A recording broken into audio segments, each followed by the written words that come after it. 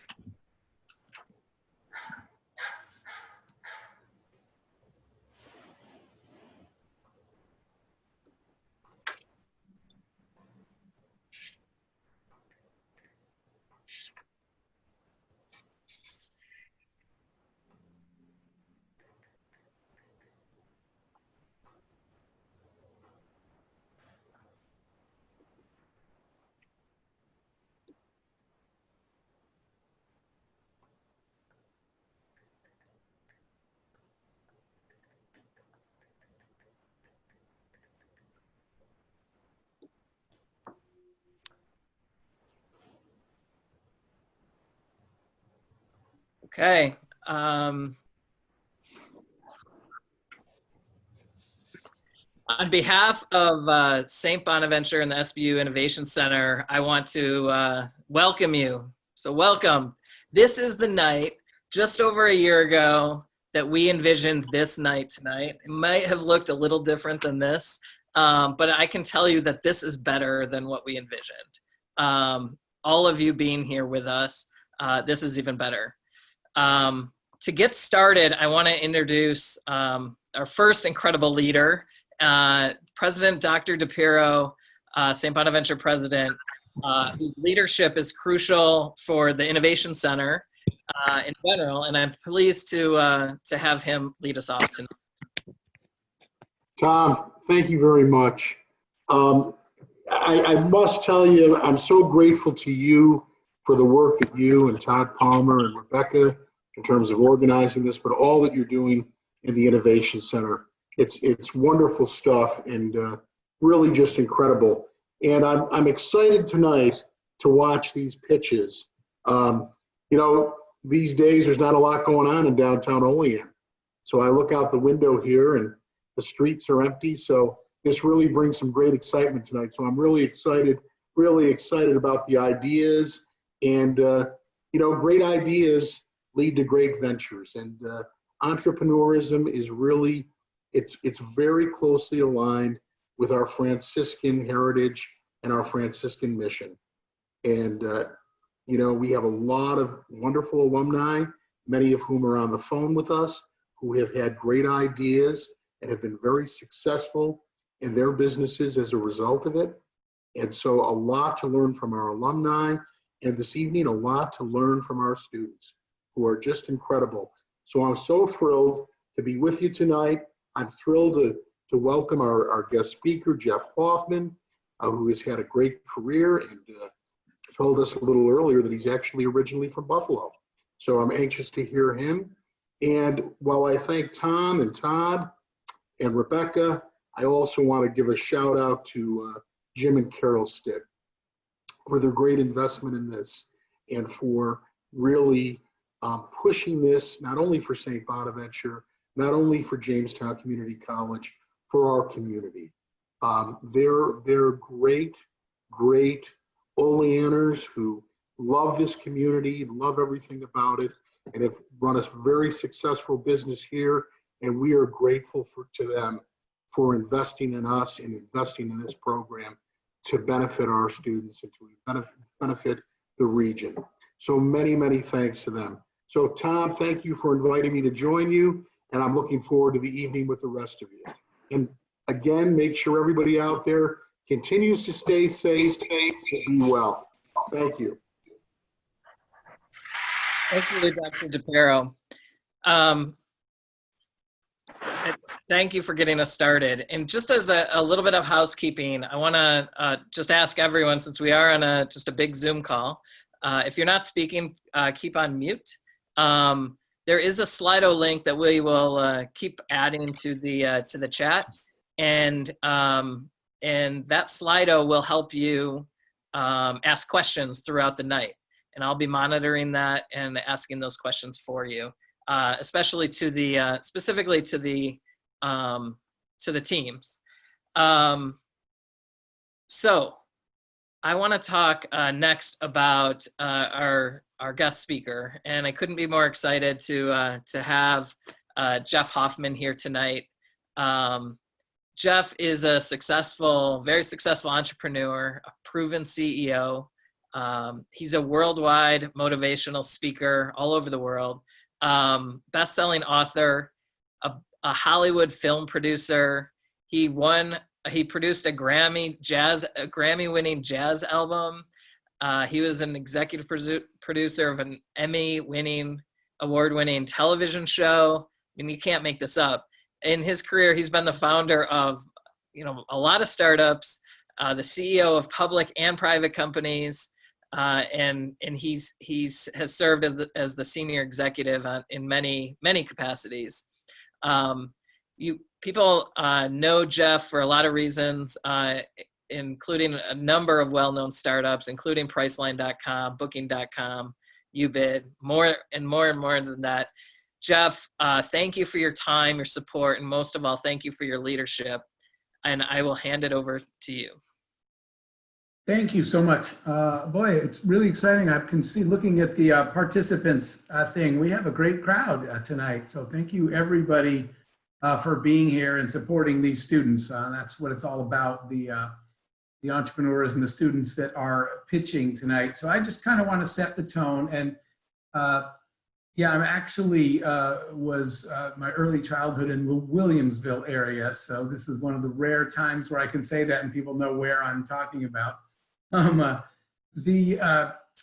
So let's set the tone for this about why this is important and why entrepreneurship is important. And when Tom and I talked, we talked about maybe giving some, some sort of tips for entrepreneurship and how to do it. And I'm going to do that by sort of tying it into a little bit of my own story as well.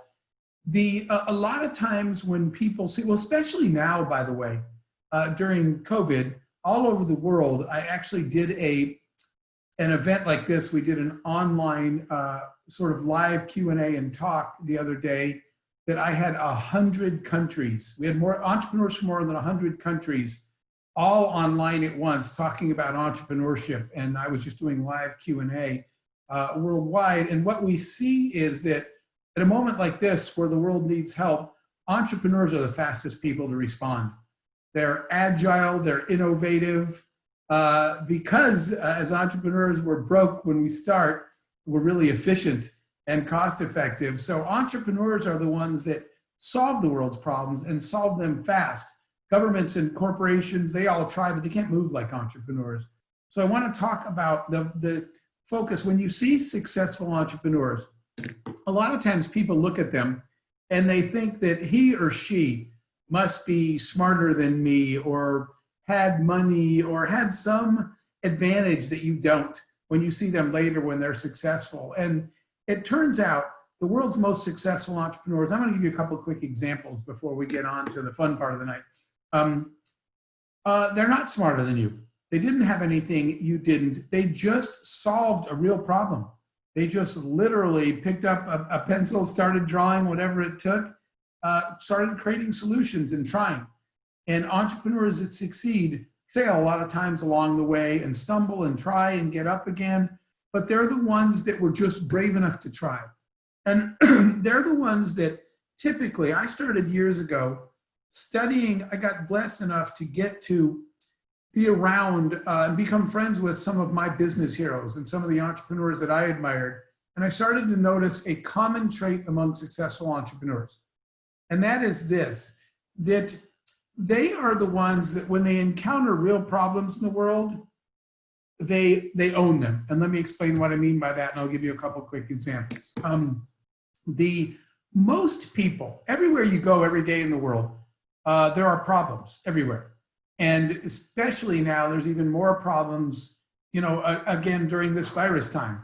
How to teach students when they can't be there, online education, how to work from home, online medicine and diagnoses, getting food to people, getting supplies, so many things that were problems we didn't even worry about before. There's always problems, but here's what most people do. When most people in the world encounter a problem, they complain, and then they go back to what they were doing. Let's say you have an errand to run at lunch, and you have an hour, and you go out at lunch, and it takes 3 hours. When you come back, people say, how was your day? And you say, it was horrible. Those idiots, it took 3 hours for me. It should have only taken an hour. I stood in that stupid line forever. Those people don't know what they're doing. Everybody complains. Maybe you go change your online status to irritated and you complain to all your friends. But then what most of the world does is they just go back to what they were doing.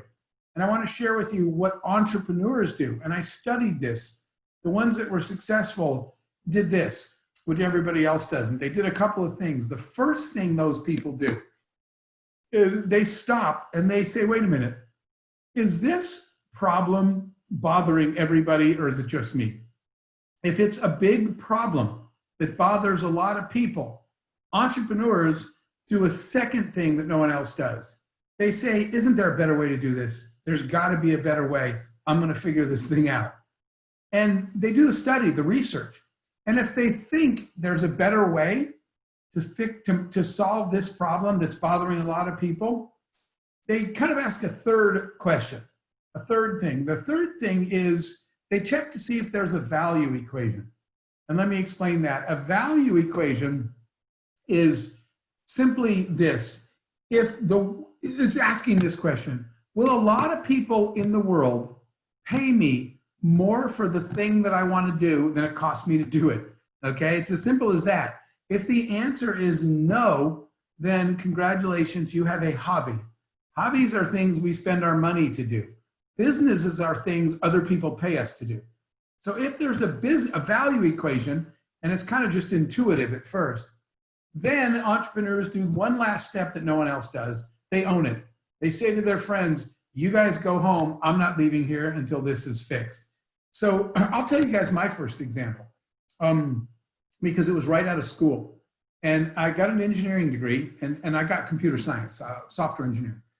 And when I got out of school, I got a job at a big engineering company. And I'm not going to tell you anything today. There's no right or wrong here. Entrepreneurship is a mindset, right? It's a tool set. It's an attitude. It's not a job per se. It's a way of thinking. That's what entrepreneurship is really all about. And there's no right or wrong in what we're talking about. The guy, Craig, this guy that when I started my job out of college at a big engineering company, the guy that went to orientation with me and sat next to me on day one worked his entire career at that engineering company. There's no right or wrong. That's what he loved doing. What I'm telling you, though, is that there's a certain DNA that drives some people to want to be entrepreneurs. And so for me, I did not like my corporate job. It didn't work for me. They didn't like me any better. And in any case, I think they were happy to see me go because it turns out large corporations have way less appreciation for sarcasm than I do. So my boss was not my biggest fan.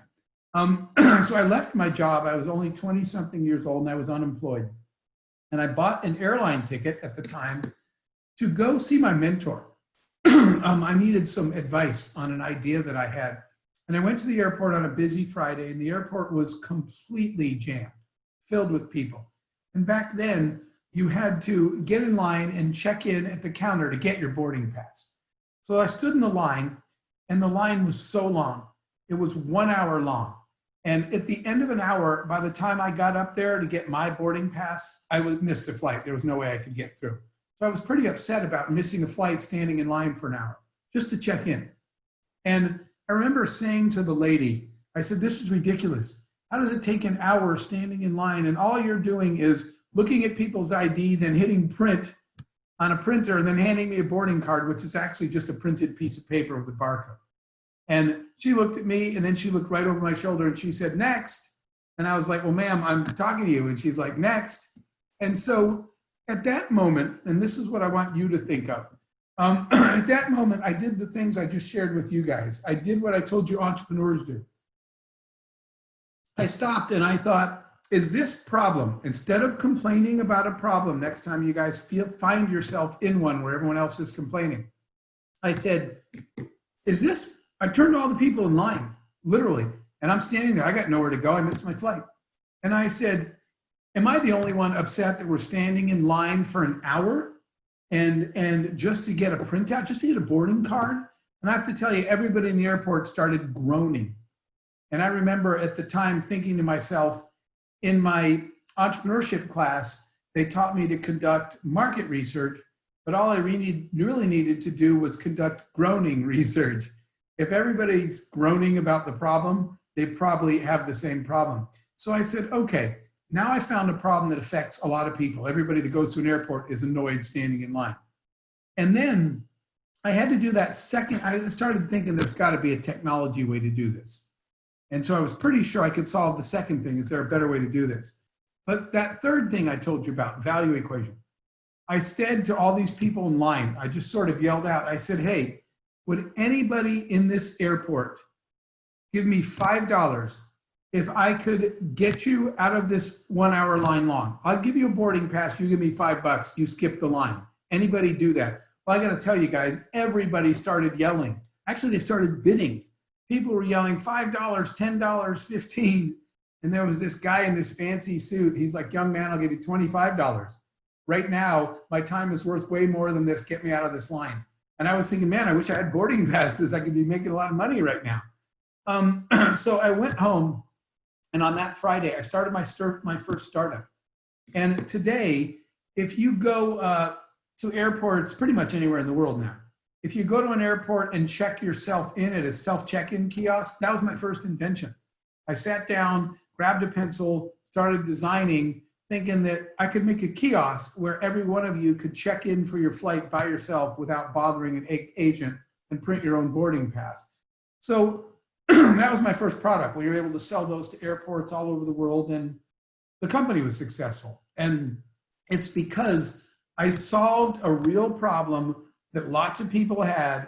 Right when I saw the problem, that everybody else walked away complaining, I solved a problem that people would actually pay me to fix for them because it had value to them. And those are the things I want you to remember. I'm going to give you a couple of quick examples. A friend of mine named Lars. Lars is actually Danish, not American. Lars used to get lost all the time, like all of us. And this is back in the days of paper maps were the best thing that you had. And you know, I could never read a paper map. So I was lost all the time too, but Lars was lost, sitting in his car, couldn't read the map or fold it or anything, and sat there one day, said, I wonder how many people are sitting in their car lost somewhere right now and frustrated. And he said, I'll bet lots of people. And then he said, is there a way to solve this problem like we just talked about with technology? And he looked up and thought, you know what? There's satellites in the sky above me. These satellites happen to be cable TV and stuff. But he started thinking, if satellite can see me, if 3 of them can see me, they can do something that's called triangulation and they can figure out where I am. And if they know where I am and I tell them where I'm going, can't the satellite just tell me how to get there? And the answer was yes. So Lars created Google Maps, not Google. Lars built the technology that Google acquired. They didn't create it. Lars actually, again, we're not talking about money here, but we're talking about the value of solving real problems that people have that they would in effect pay for. So Lars sold their technology to Google, and now it's Google Maps for like $1 billion, literally. There is value in solving real problems. So that's kind of what I wanted to focus on today, that as entrepreneurs, we need to solve real problems that lots of people have. that actually have value to people. And let me just, before I stop, focus on that last part. And I want to give people any point through your life, this sort of really honest test to give yourself as an entrepreneur when you have a product. Most of the time when people show me their product, I say, who do you think's going to buy that? And they say, well, hopefully lots of people. When we finish the product, we're going to try to sell it and hopefully people will buy it. That's one way, and they might buy it. But here's the test for you. Are you trying to convince people to buy your product or this? What happened to me with those kiosks is all the airlines kept calling and saying, where is the kiosk already? Please take my money. And I kept saying, okay, it's not ready yet. We have to test it. Actually, guys, my prototype, like version 4, burst into flames one day and everybody went running out of the office. And you have these days where you're like, I don't know if this thing's going to work. We had to learn about heat capacitance before we could make the thing work. If people are calling you and saying, please take my credit card, I want this already, that's what you're looking for. If you are trying to tell people, okay, let me explain this again, and they're like, still not sure, maybe you should move on to something else as an entrepreneur. So I'll say this last thing. You guys are doing a pitch competition, but one thing that's really, really clear about anybody that enters, even though there are quote competitions and somebody quote wins, by definition, everybody that even took a chance to take an idea and try to convert it into a product or a service and convert their idea into a service and then that into a company one day, you're already way past everybody else. You're already winners. There's no losers in the entrepreneurial space because everybody else in the world, and I'm overstating this on purpose, but entrepreneurs are the ones that were brave enough to try, right? And the people that are crazy enough to change the world, it turns out they're the ones that wind up changing the world. So I want to say on behalf of I don't actually know Jim and Carol, but I know they were sponsors, on behalf of your people that made this happen, and your president and Tom and everybody else, we're all proud of you guys just for being the entrepreneurs that were brave enough to try and are out there creating ideas and giving them a shot to take life. So remember that nobody loses, everybody learned, everybody got better, and the world gets better for every time you're willing to take a risk and try something. So Tom, I will turn it back over to you, and I know you guys are going to have a blast giving your pitches and listening to feedback from your judges. Jeff, thank you so much for that. I mean, just wow. I think that your lead, and thank you for your leadership. I know that how many people you've spoken to on this similar subject, and it's really been transformational worldwide. So I appreciate it. And thank you. I'm just going to say for this hometown community for me, it's just jeff@jeffhoffman.com. So happy to follow up. Unfortunately, I have to take off in a few minutes, but for another event. But I'm happy to follow up and hear some ideas and help where I can. You guys are welcome to reach out via email. Thanks, Tom. Yeah, thank you. And the next time you're back home in Buffalo, let us know. All right, I sure will. Great. So I want to tell you about my favorite president, Teddy Roosevelt. Teddy's life was not all roses, if you will. And he went through many difficult times. In fact, on the same day in 1884, his wife and his mother died. Just imagine that. I think my mom is actually on this call. It was those times though that built him into the person that he became. And then fast forward a few years later, he was the governor of New York, and he gave a speech in Chicago. And this might have been his most famous speech, in my opinion. It was his best, and it was called "The Strenuous Life." And in it, I'll just quote from it. He says, "The highest form of success, which comes not to the person who desires more easy peace, but to the one who does not shrink from danger, from hardship, or from bitter toil, and who out of those wins the splendid ultimate triumph. So just a few years after he gave that speech, he was the vice president of the United States, and he got not a phone call at the time, but he was notified. He was in the Adirondacks that he was about to be the president. He came to Buffalo, and during the Pan American Exposition was President McKinley passed away. And so imagine him in that position. He just got the news that the president died. This was his friend, his leader. He hadn't asked to be the president. He hadn't asked for that responsibility. Put yourself in his shoes. He had no time to mourn with the rest of the country, and he had to stand up and lead. And he did. And in that moment, Teddy Roosevelt gathered himself at a house in Buffalo, and he stood up and led. And to this day, he's still considered one of the 5 best presidents. And 2 months ago, all the people that you're about to see, we all gathered in a room on March 11th, and we talked about our opportunity to lead. And what has happened since then has been outstanding, so many words to describe it. And the students you're about to see stood up and they led. And tonight, we get to see what they've all been up to. So, without further ado, it's time to start the pitch competition. As the team is getting started, I have to get to my schedule here. We're going to get started. While the team's getting started, we're going to get started with Dr. Palmer. And Dr. Palmer, we'll get into this, but is probably the main reason we're all here today. He's going to get started by introducing our judges.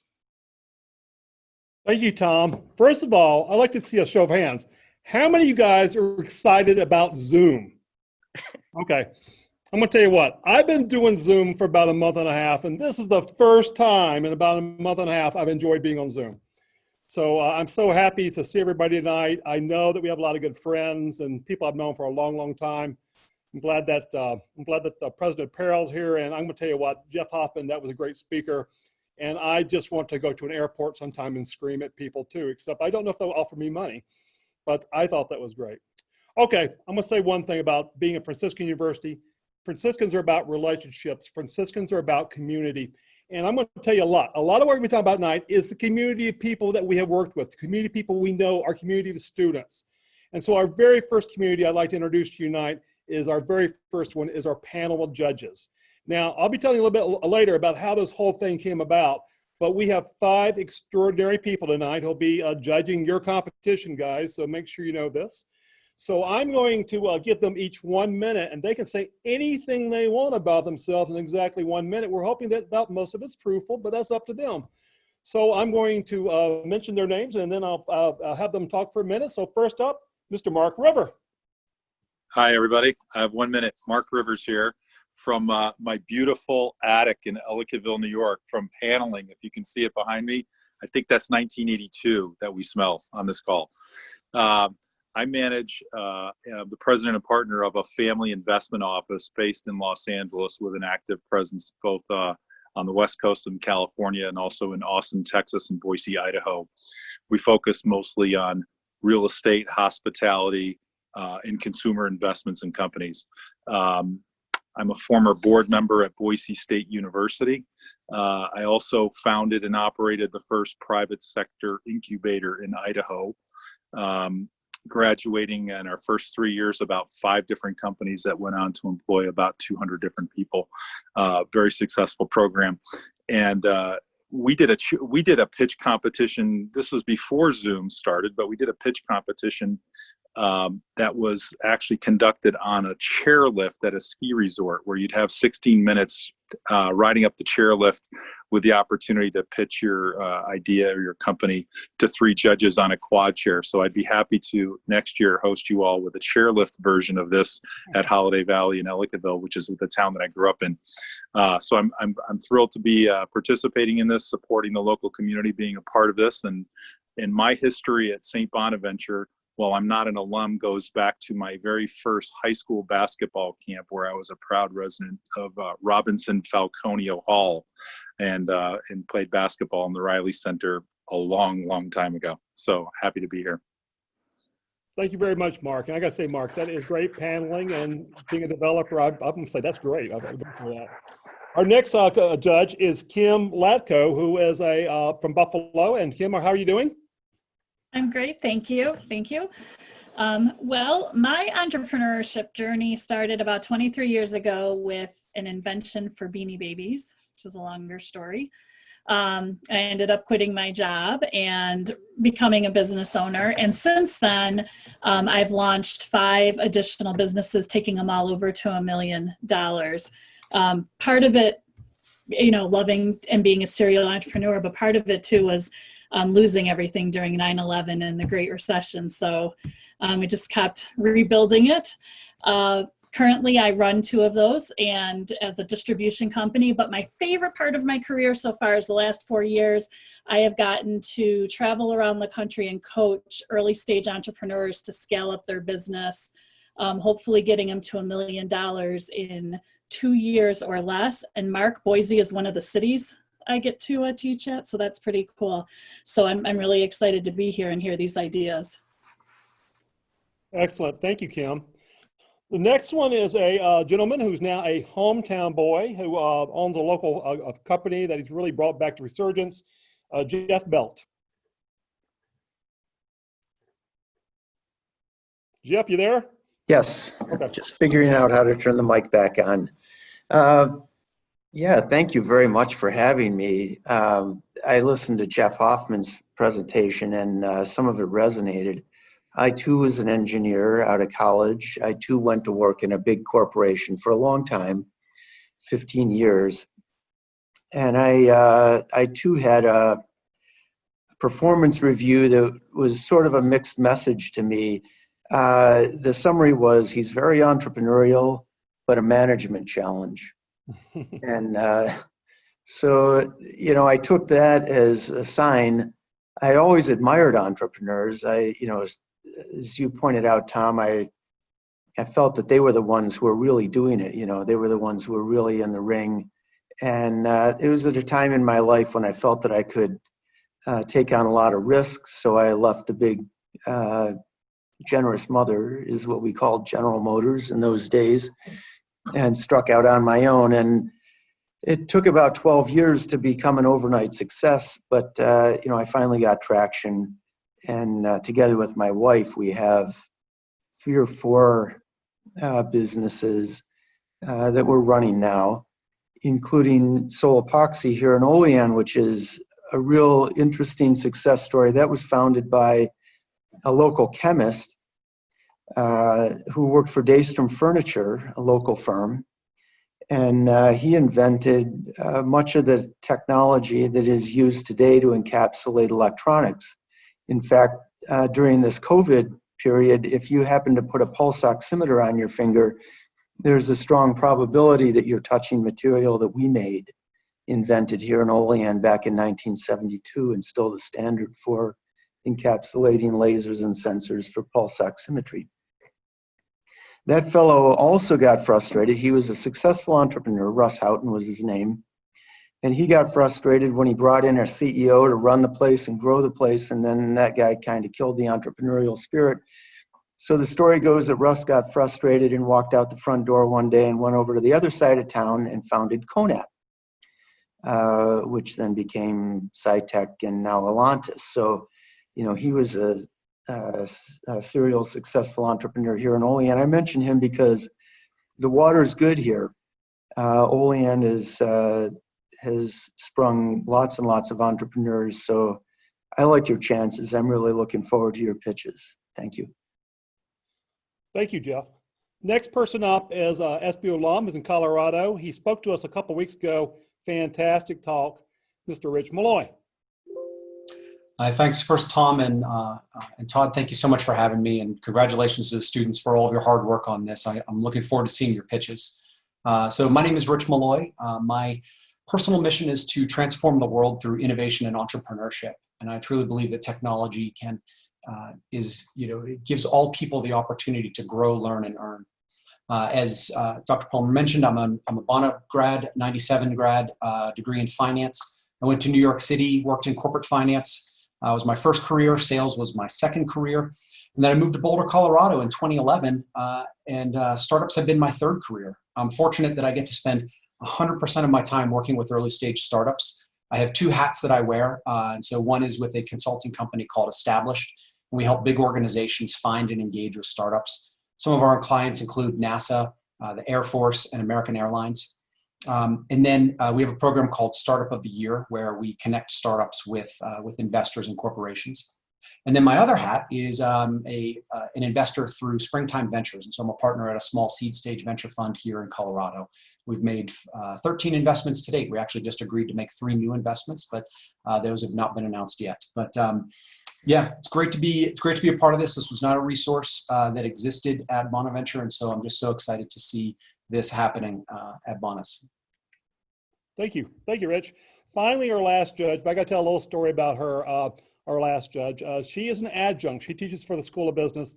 Actually, I'm probably the only person in the world who's her boss. So I feel very, very honored. A little story about this amazing person, though. She's a very successful local entrepreneur with a lot of business, a lot of stuff all around, not just local, but very, very distant. But she decided, after we asked her to be an adjunct, she decided she had to get a doctorate. So she's by far the best qualified adjunct we've had in school history. So without any further ado, Miss Laurie Branch. Oh, thanks so much, Todd. And what a great panel of judges. I'm pretty honored to be among the 5 that are in the final level. But I see lots of other people that have been along the way, and you've done a great job pulling together coaches and mentors and people to help the students get to the best possible pitch. So I'm pretty excited about seeing those pitches. Entrepreneurship, I'm in a family business. When I came home in 1984 from corporate America at Procter & Gamble, where, like some of our other judges, I didn't quite fit in. And it was because I was a little too high-spirited, is how they referred to it. Now you'd call it entrepreneurial, but back then, for instance, I had 3 earrings, and at Procter & Gamble, you were not allowed to have 3 earrings, that kind of stuff. The business was $50 million when I came back in '84. We crossed $1.5 billion last year. It's all local right here in Olean. We have field people in 44 states, working with about 2,200 insurance agencies. Remember, the first thing I'd say is that entrepreneurship can happen in any industry. It does not have to be sexy. And in fact, sexy is, I think, harder to succeed in because more people want to be in it. It's not like we're great at Iroquois, but we are better than the other people in insurance. So that helps a lot. So when you're thinking about where you want to take your entrepreneurship spirit, I would suggest looking for some place that's got a dearth of talent. And that way you will shine even more. My history with Bonaventure, my grandfather taught here. My mother was in the first class of 13 women to be allowed to graduate from St. Bonaventure. And I did not initially attend Bonaventure as an undergrad. I went to Dartmouth, but I corrected that problem. And in 2004, I got my master's in history from Bonaventure as a way to set the record straight and get the right degree for the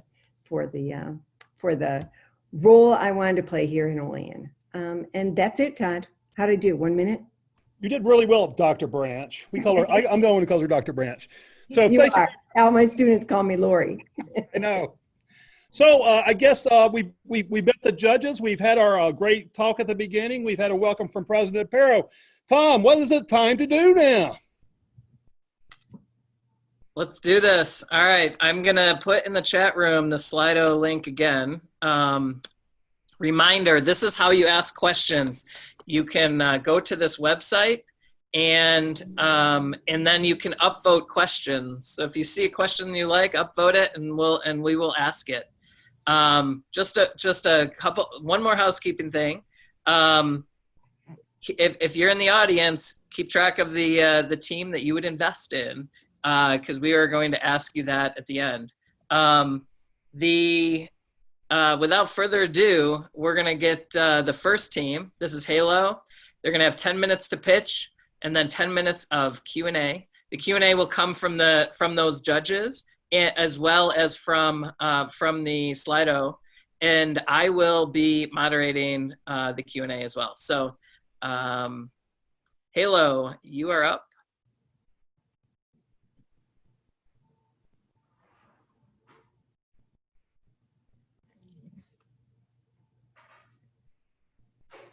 When you're ready, I will start the timer.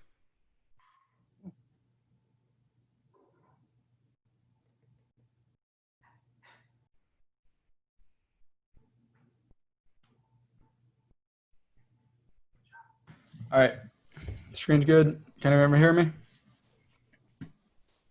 All right, let me just... All right. Well, good evening. My name is Jason Green, and I'm joined by my partner and co-founder, Jared Gates. Tonight, I'd like to welcome the judges, Mark Rivers, Lori Branch, Kim Latko, Jeff Belt, and Rich Malloy. We are grateful for your attention tonight, and we look forward to introducing a passion project that represents innovation in an unprecedented time. We are here because COVID-19 has impacted people all across the globe. Halo is here to help. Tonight, we are introducing a product that will offer safety and security to millions of people and their families. I'm going to begin with one word tonight: helplessness. Take a look at your screen. This is Danielle DeCenso. She was a loving mother, a wife, a nurse, and tragically, a victim of COVID-19. Danielle loved her job as a nurse, but feared her job on the COVID-19 front lines. She was scared for her own life, but more importantly, she was scared of bringing the virus home and exposing her family. This story is one of many about nurses who have bravely put their lives on the line to help those in need. So tonight, we connect over those same fears and unknowns. Now, let me take you to Yonkers, New York. This is Patricia Rodriguez. She's a paramedic. In this photo, she's just completed a 12-hour shift.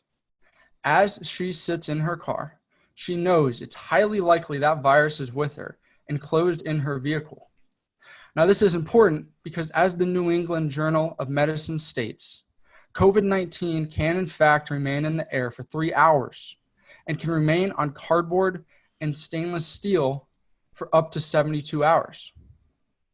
The chances are we're all familiar with the same terror in these unknown times. For instance, have you been in a grocery store lately?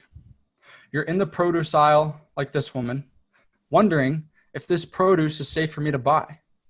And then the thought resurfaces at checkout when you're punching in your PIN number. You wonder, am I next?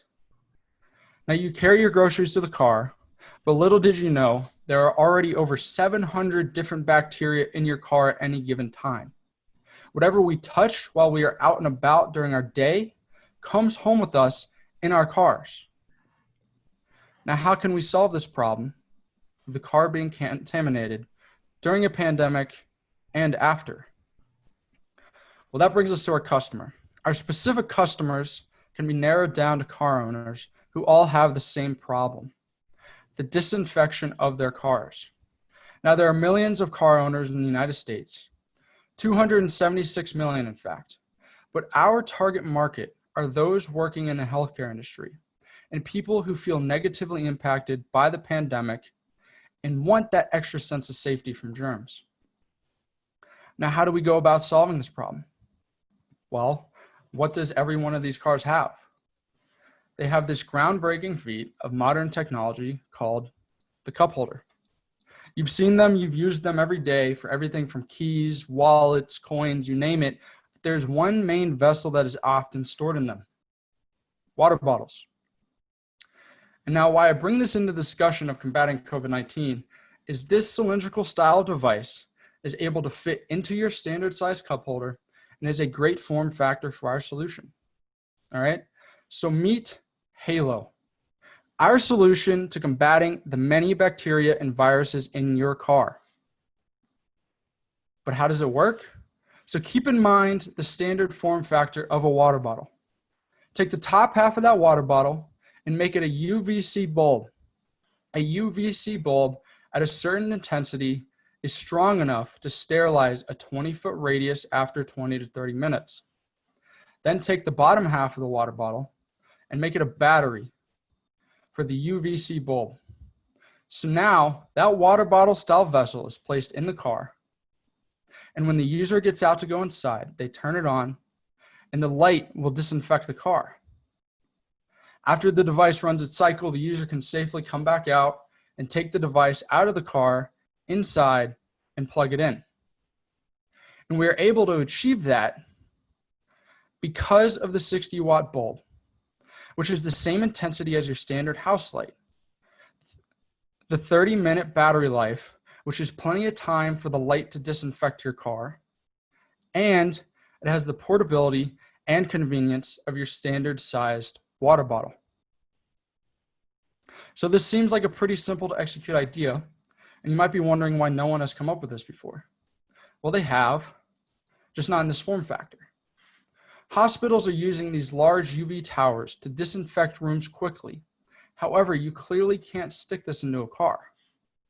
The other are these UVC wands that you can buy, but they lack the consistency of the towers and do not do a good job of sterilizing, mainly due to being a constantly moving object. And when compared to their bigger brothers in hospitals, are grossly ineffective. And so we are basically taking these two form factors, taking the best of both worlds and combining them. We are taking the strong disinfection as well as the stable consistency of the hospital UVC towers and combining it with the portability and affordability of the wands. Now you might be asking yourself, why don't I just buy Clorox wipes or hand sanitizer? Well, the advantage of what we are making comes from being able to disinfect consistently without the constant waste that comes from using a disposable product such as Clorox wipes. If someone is using Clorox wipes frequently, as they probably would be right now, a bottle of Clorox wipes can come out to as much as $10 in some places. A high concentration pack can be even more than that. And that leads us to the cost of our product. And this is where I will let my associate Jared take over. As far as cost goes, we are excited to be able to say that our material cost comes out to $35. Based on our target sales that we are looking at a 75% gross margin per unit and a net margin of about 50%. And we have the team to do it. Adriana Durkin has been working with our financials. Myself, Jared Gates, co-founder, and my fellow co-founder, Jason Green, and then Michael Canilano, our head of media. We are working on getting this product to market. To start, we have developed a prototype and are in the process of getting necessary feedback we need. Using that feedback, we'll be honing in on a final design. Once we have achieved that, we will go on to finalizing our cost and position ourselves for a Kickstarter launch. We hope to get our Kickstarter launched as early as mid-June this year. And in order to help us be able to get back to a world where we can hug our friends and neighbors again, please go follow us on social media and take a few short moments to answer the survey that we will post in the chat shortly. Thank you for your attention. This is all we have. Now I will open the floor to any questions.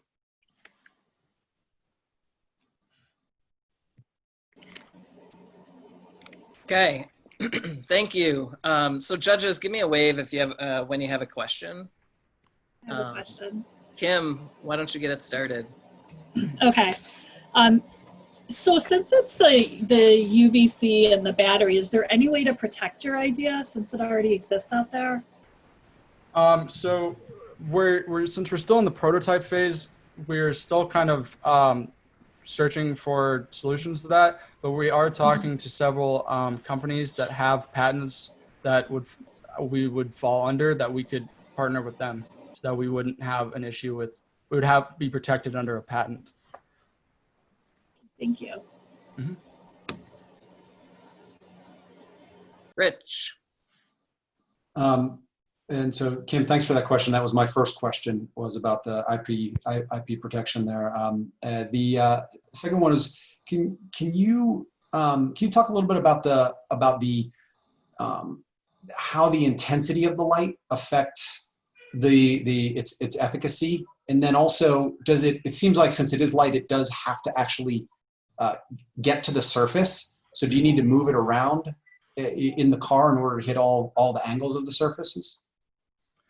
To kind of answer that, like the intensity of the light, those lights come with specs, right? So we know that those lights within a certain radius are going to be effective based on the wattage, and we're going off of those manufacturer numbers. And then as far as being able to hit all surfaces in the car, it's very difficult. The main area is the steering wheel. And we can, if we put it in the center console, we can get the front of the steering wheel. But there's no simple solution to get that whole steering wheel, because there's just so many angles. But everything like the door, the front console, basically anything that's within a kind of 180-degree radius, it's going to be able to get. Now, if it becomes an issue, right, you could potentially put the device in other places and potentially solve that. But I mean, you could put the device in 5 different places and never get every single inch of that steering wheel. So we kind of had to concede that and go with the next best we could. So without the steering wheel, you're basically getting all surfaces except for the gas pedal, brake. But Our main goal is to get the high touch surfaces. yeah. So that's what we're going for.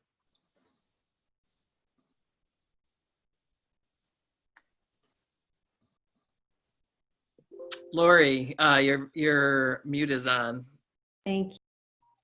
Can you just walk us through the numbers again real quickly? You said your cost was $35. What were you expecting your price to distributors to be, or were you going direct to consumer? So basically that $35 number is our material cost. So we mentioned it a little bit. Our gross margin, we're looking at 75% on top of that. And then our net margin is about 50%. So gross margin is material cost plus everything else, shipping, manufacturing. And then our net margin, if we include that shipping and manufacturing process, we're looking at about 50% of that. So around 140 to 150 is. And how does that compare with alternatives? You were talking a little bit about Clorox wipes, but are there any other products out there that would be doing the same sort of thing? And what does their pricing look like? Well, so the unique thing with what we're doing is like there's no form factor out there, no product out there that's specifically targeted towards a car. If you look at long-term cost as well, over, let's say the product can last for 2 years, which we're trying to aim at that, right? I mean, how many Clorox wipes are you going to go through in 2 years? And total that number up, you're probably looking at more than you would pay for the device anyways. So there are other devices out there that will cost anywhere from like the $130 price range. And these devices will disinfect your phones, any small device too, but not like your car, like we're trying to target. I'm going to jump to some of the crowd questions. There's a bunch of people that want to know about how are you going to project sales as gas consumption changes, as the use of cars change? So as far as projection of sales, we're kind of trying to jump into the market given the current coronavirus fears. But we also, based on having looked at the market and the post economy after that, we feel there's going to be a lot of attention towards stuff like this. Like, okay, the same kind of areas that you might have caught coronavirus, I think people are going to be more aware of that now, like high touch surfaces and what they handle in the grocery store, who they're around. And so that post economy, we're hoping that the coronavirus fear and people's people's attention that they get from this is going to continue forward. And we feel there's enough of a market there that will continue forward that we're counting on. Another question, UV light damages the retina and can't be looked at without protective wear. And car windows aren't UV filtering. So how would you address the concern about eye damage? So your typical window in a car is going to have some kind of glass mixed in there, and any type of surface that's that thick, right? Most of those surfaces are designed to not break under high intensity, like a rock hitting your windshield. It's the same thing with light, right? If a driver is coming at you from the other direction and they have their brights on, you're not going to be fully blinded. So we're counting on cars that are kind of in the 2000 and up era being part of our market, because they have those safety features in them that will allow us to safely put a UVC bulb in a car and then have it shine in the windows. Any Jeff Belt? I think you might be right about that, Jason, that the UVC won't make it through glass. A lot of the UVC decontamination boxes are actually glass boxes. So you can see the purple glow, but you don't actually get the UVC incident on you. There may be problems with materials in the car breaking down. But the key question I have is, how quickly could you get this product to market under the assumption that, you know, you could scoop up a lot of sales just because of the current timing? Mm-hmm. And I don't know how long demand for a product like this will last, but it would be a great Mother's Day gift. Yeah. Can you get it out by Saturday? That quickly, we would. But we're giving ourselves enough of a window till mid-June, and we're trying to keep in track of like what experts are saying, and this isn't, based on what they're saying, this isn't going away anytime soon. So we're trying to avoid jumping the gun when it's half loaded type deal, and we want to make sure everything is ready so that we can provide a product to people that's going to fulfill what we say it does. And so we're giving ourselves to about mid-June to launch that Kickstarter. And then that Kickstarter is going to run for about a little under a month, roughly about 30 days. And when we launch that Kickstarter, we plan to have all our manufacturing in place, and we plan to have our back end there, so that once that Kickstarter is completed, we can go ahead and make those and fulfill those pledges and whatnot. And as far as demand goes, even after coronavirus, I feel like a lot of people are their mindset on the world is gonna change, and people with germs are they're all gonna wanna be more protected. So I feel like the demand for a product like this is gonna stay, pretty high in the next couple of years. We're looking at a generation of germaphobes. Exactly. What's your Kickstarter goal? Do you have you developed that yet, or is the CFO still working on that? Yeah. So our original Kickstarter, we're estimating around, we're trying to get 25 units out. First thing, baseline prototype, 25 units out. So we're looking at about 2,500 or 25,000 start out. That way we have a base prototype to work off of that we have manufactured, and we'll be selling those. We'll be trying to retail those at about $100. So that way those Kickstarter units are going for under what the retail eventually will be, to give more incentive to help us get to that full product so we can help more people. Thanks. Mm. Mark Rivers. Thanks, Tom. I just half of a comment and then two halves of questions, if I could. One is on the half of the comment. I think this is very clever and thoughtful, and I salute you guys for that. I guess the idea of getting it out in June, how do you get any sort of IP protection locked down between now and June? I guess I'll sort of ask that a little bit now and then I do have a follow-up if I could. Yeah, so we're talking to, and some of this is kind of under NDA, but we're talking about 3 companies who have patents that would cover what we're designing. And so what we're looking at is some of that retail cost, a certain percentage of that is going to go to that company so that we can be protected under that patent and protect our IP. Because this, you know, a major company could come along and manufacture a replica, right? So we want to avoid that.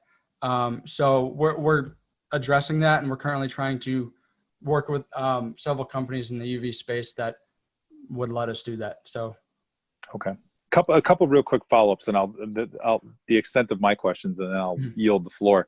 I'm not a design expert, but had you looked at when I was struck by how you said that the reach of this was about a 20-foot radius. Had you looked at a concept in which the light was actually placed on the roof, the interior roof of the car, and actually then projected down to get better reach versus being down just in the front and you know, essentially the light is essentially blocked by the infrastructure of the car versus being you know, typically the light in the car, which wants to have the maximum light for passenger use, comes from the roof, not down in the console. Yeah. So kind of answer that. We thought about several dozen different solutions. I mean, putting light bars on the top of the roof, having reflection panels, having multiple lights. But the problem with that is almost every car is different in some way, right? You design a light bar a certain distance apart, it's not going to fit one car and it will fit another. But the one thing that is standard in all these cars is the cup holder. You know, if you go to any fast food restaurant, all those, like a McDonald's, all those cups fit in there because that standard size is there. So that one factor we can control, and we know that when we make the products, everybody that gets it is going to be able to have a place to put it and use it. And that was something we really wanted to make sure we addressed, because our market becomes bigger when we do that, and we can help more people. So, and the way it's designed, I mean, it's very easy to put a water bottle on your front seat and then your back seat. Same thing with this. So, right, interrupt. That's the time for now. Thank you, Halo. Great job. Next up, good job. So next up, we are going to I'm going to hand it back over to Dr. Todd Palmer to take it over.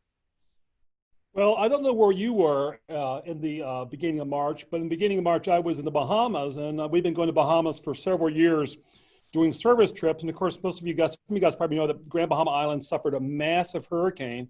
So I was down there with my good friend Jim Mahar, and we were doing a lot of work down there. I come back and I'm thinking, man, how could things get worse than that? There's no way. And then of course, a week later, we found out that things could get worse. I got to say this. I'm going to tell you what, I am a boomer. That's what people are calling me. And when I have a problem, I get by with a little help from my friends. I was talking to Tom, and I said, Tom, we have this great idea. It will not work now. We were going to do state competition or regional competition. We had all these great plans, and right away we had nothing. Well, I'm going to say this. Working with Tom, we very quickly created a pivot, and the pivot is what you see tonight. It's our triple pitch. So we had the first pitch we had 3 pitches. These teams had gone through 3 pitches. And the first pitch was about a month and a half ago. And we do this every 2 weeks. And this is the 3rd pitch. So each time they do the pitch, they get better and better and better. They get critique. It works, I think. So, but in order to do this, I had to go and ask my friends. And we have some really, really good friends. And we had to sort of come with them and said, hey, guys, we have sort of a weird idea here, but we think it could work. So I like to recognize these good friends of ours who decided, hey, we can help you out. And I'm going to, I think most of them are here tonight, and I'm going to mention them by their names. The very first group of judges we had was a gentleman that we'll be talking to in a little bit, a gentleman named Jim Stitt, chair of Cutco. Connie Witten, head of Witten Consulting. Jason Zardi, who is the head of UV Concepts. Jason, by the way, was actually been in the midst of all this UV and has done a lot of work recently in hospitals around the country. Katie Malik, who is the program development officer at Sportsbook, and Doug Brady, who is director of admissions at the university. So that was our first set of judges. Now, 2 weeks later, after that, we had our second set of judges. We had Matt Cullinane, who is now with the State Department, Brian Kearns, who is BH Aircraft, Courtney Curtalo, who is with the Jamestown Small Business Development Center, and William Northington, who is a marketing professor here at St. Bonaventure. So think how this worked. First, we had 5 judges. Those 5 judges came, and then we have 9 judges. This is the second pitch. And tonight we have 5 new judges, and we have 9 mentors. And that, folks, is how you get by with a little help from your friends. So thank you very much, mentors, for working your tails off and working with these folks and doing a great job. Thank you. And I can't sing, so you can take it over, Tom. Yeah, yeah, thank you. Thank you so much. So your mentorship has meant so much to us and really to the teams. Next up is pitch number 2. We're going to get right into it with SetTrack. And SetTrack, when you are ready, I will start the timer.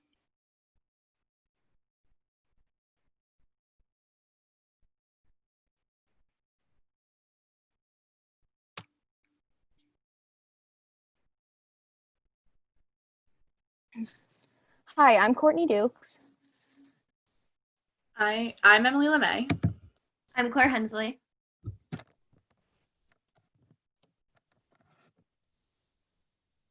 I'm Emily Berkmeyer.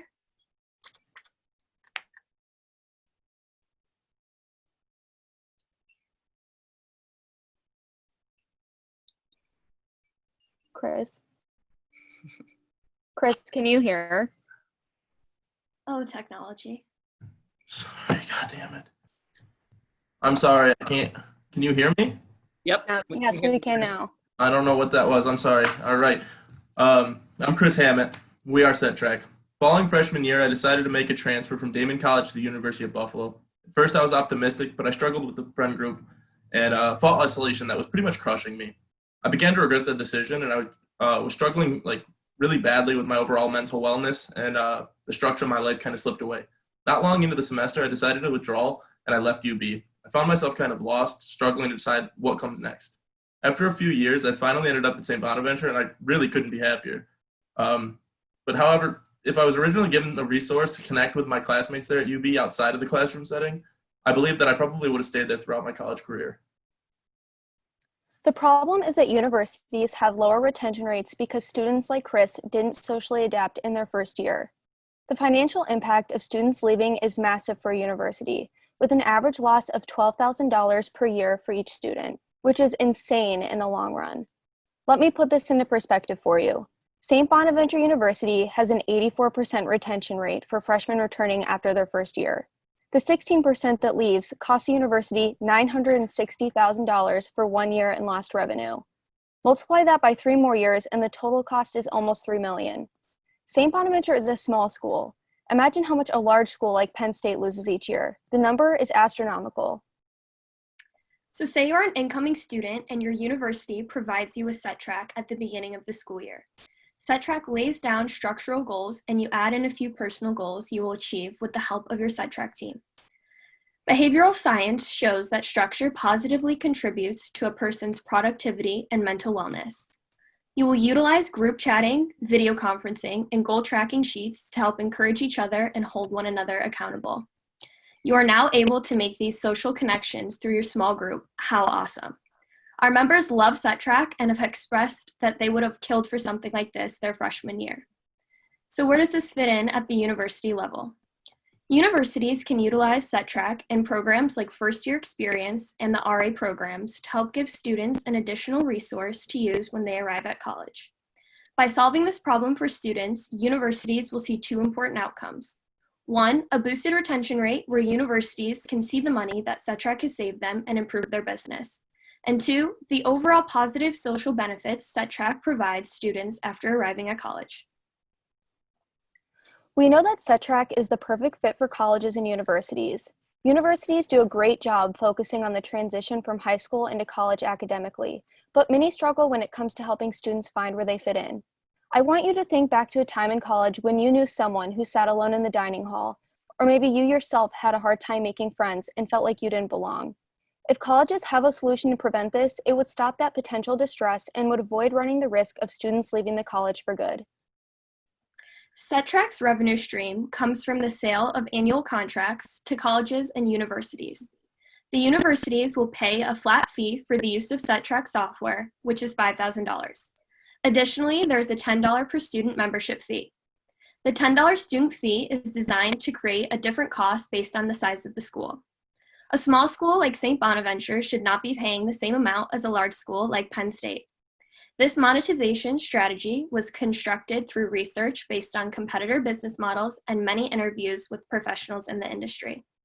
When comparing the cost of SETRAC to the amount of money schools lose when a student decides to leave the university, we believe that customers won't bat an eye at the price we offer. Colleges use peer programs and residential assistant programs to help students with their transition to college. SETRAC is different from these substitutes because we really focus on small group settings and aren't academically focused.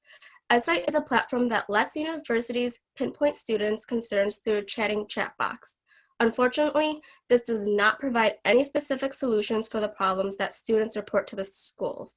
Starfish facilitates connections between their teachers and advisors, thus making it intimidating for students to utilize their services. SETRAC is by students for students. Our relatability is what makes SETRAC so appealing to the universities we're selling to. Each member of SETRAC has struggled in one way or another with the transition during their time as a college student. Our value to the university is the insight we have in our ability to tailor the solution based on our experiences. Katie O'Brien, VP of Student Affairs, stated in an interview that she gets hundreds of emails every day from companies offering to boost retention rate, but she said she would click on SETRAC because of us being college students. There are over 53 colleges and universities in the United States with a combined total of 20 million college students. 60% of those students struggle with the transition to college life. It is no secret that college students know the transition to college life is difficult. SETRAC is the perfect solution for colleges to help limit the amount of students who struggle, therefore boosting the retention rates. The current COVID-19 outbreak has resulted in 81% of universities moving their classes to online. There's also potential that colleges continue to stay online through fall 2020. Now more than ever, they will need to provide their students with a resource to help them transition to college smoothly and find their social group. Now is the perfect time for SETRAC to step into the market. SETRAC's revenue stream is through yearly contracts with universities and colleges.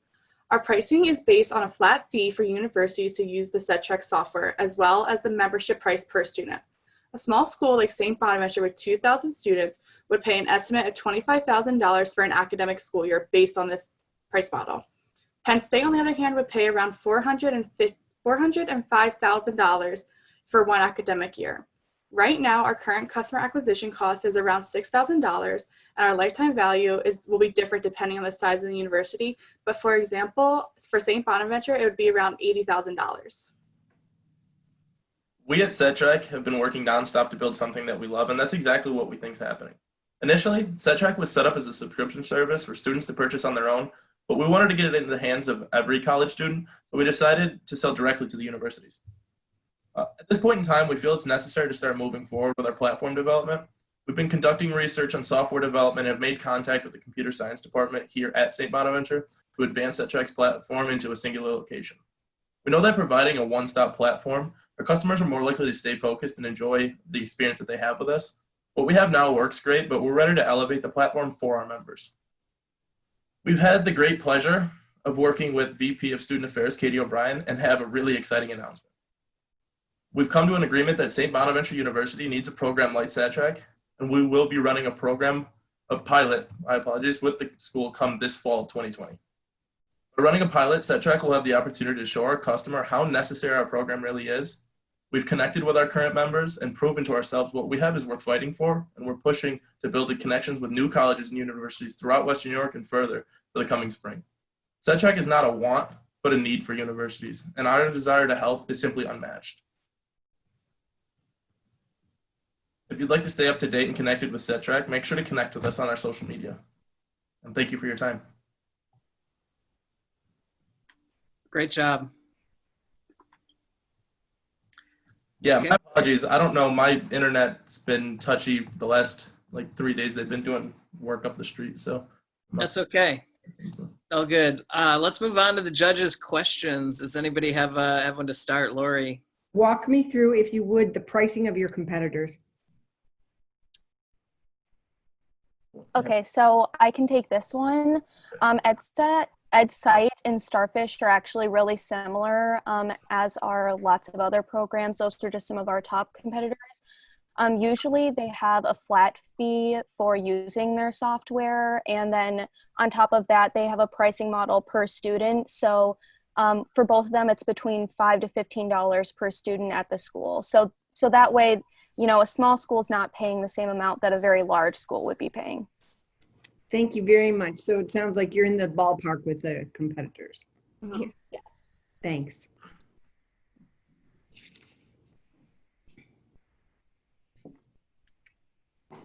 Rich, you're up. Sorry. Thanks. So, you know, you guys talked a lot about your customer discovery with the university. Congratulations on getting a pilot with Bonas. That's awesome. But you haven't talked at all about why the students are going to care, right? And so what I'd like to hear are two different things. So number one is what's in it for the student? That kind of got glossed over very quickly. Or more specifically, you know, what is it that the app does in order to keep students retained? And then the second thing is how do you overcome the this is from the school, it's stupid, right? You know, from a bunch of freshmen that are just coming out of high school, right? So how do you overcome that? Maybe it's not looked at as favorably because it is coming from the university. So two parts there. Yeah. So that first part you asked. Sorry. Tell us about the student experience. Why does the student care? Okay.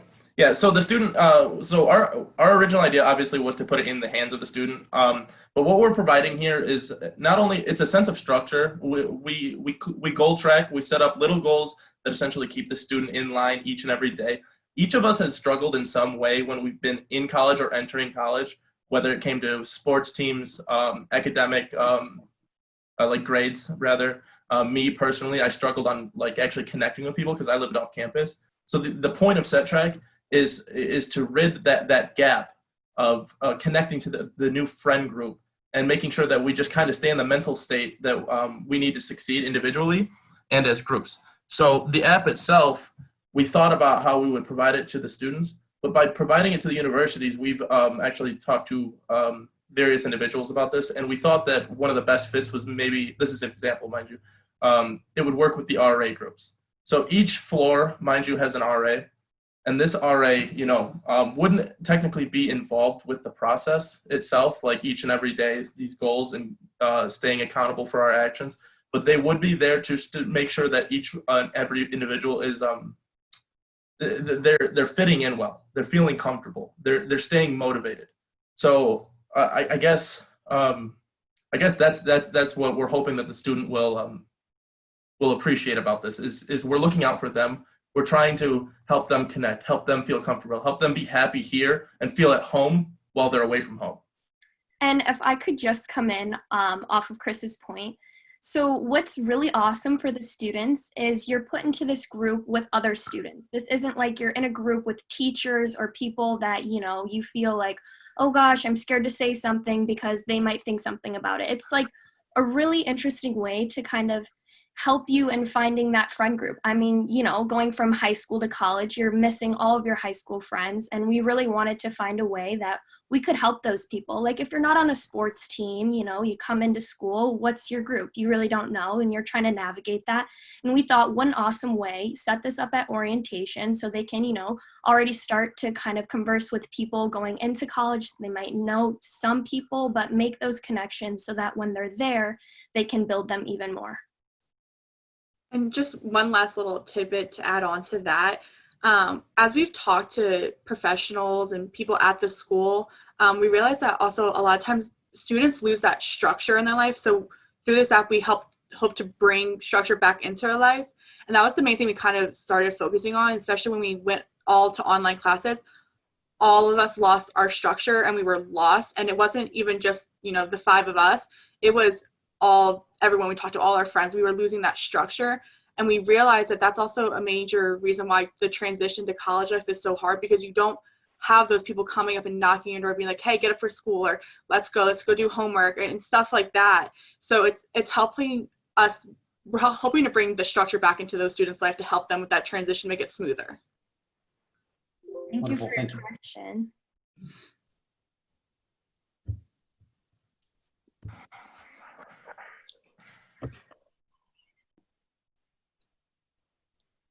Can you talk more about the business model, specifically the costs for a startup, and do you have expected margins based on your financials? So I can say that definitely we've been thinking about our major costs with this startup. Fortunately, right now we actually are running a platform that's free, but we do want to elevate what we're doing. We want to elevate our software, and software is so hard to nail down with the startup cost, with making the kind of platform we need. It could be a couple thousand to hundreds of thousands. So I actually did look into this with a company called Flyknot, and they gave us about a $50,000 quote, but we are talking right now with the computer science department at St. Bonaventure, who's willing to partner with us to maybe take away some of that cost to give their students an opportunity to learn something through SetTrack. And that's also who we're thinking about running the pilot program through. But in terms of our startup costs, the software is probably our number one concern right now and our number one focus.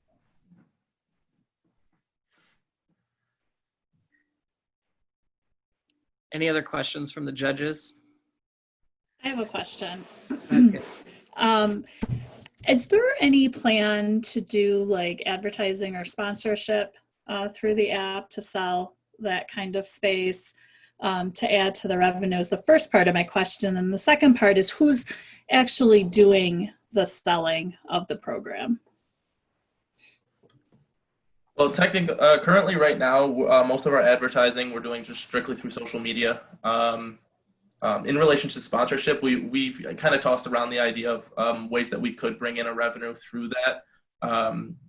Unfortunately, I'm drawing a blank on who we spoke to earlier this semester in class, actually. But needless to say, the idea was the sponsorship through in a means that we could funnel individuals to our website through advertisements, online advertisements. We unfortunately aren't at that point. Sorry, and then there was a second part to your question there.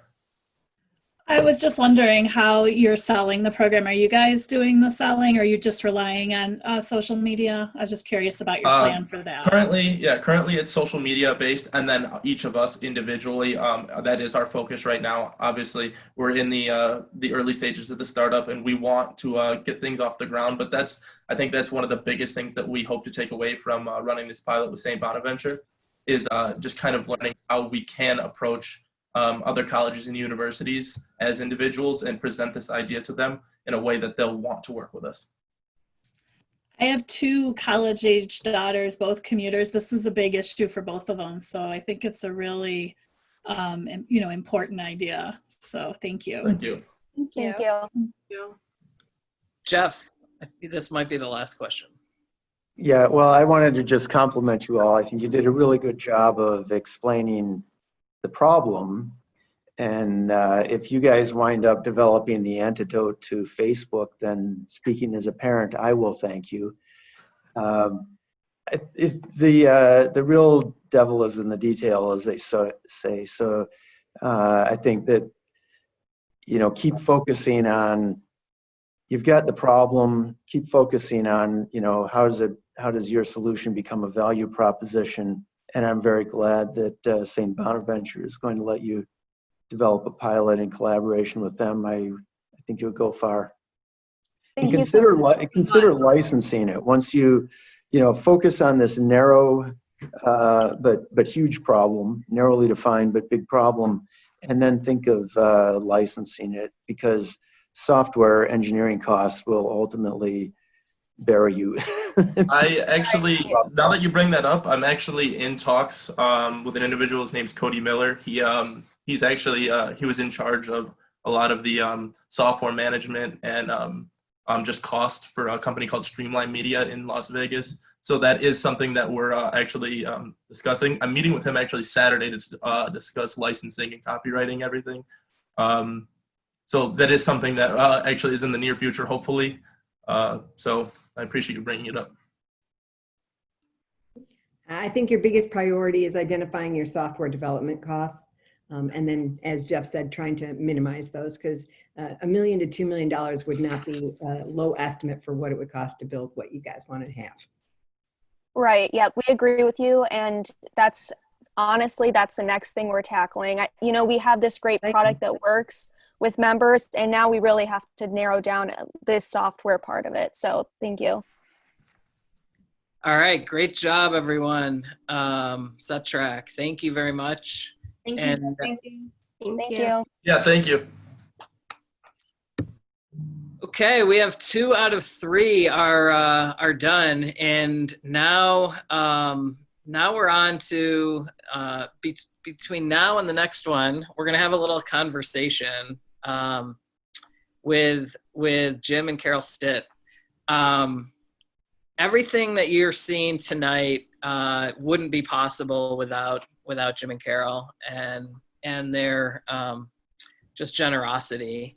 And I just want to have a conversation to start this and say, can you talk a little bit about, and I'll let you guys figure out who wants to talk, or both or whatnot. What motivated you to help create the Innovation Center? Let me put you on. Turn your speaker down. Okay. I'm not at Bonnie. I'm a University of Dayton grad. Go Flyers this year. It was a year that wasn't. But and being in that and working with the school over there, they've had an entrepreneur program they started it in 1991. They have a student-run business. I heard they just did $1.4 million of business. Their student-run, student-managed business. And so just working with them, and then as Dr. DePiro said at the beginning, of just really being tied to the community.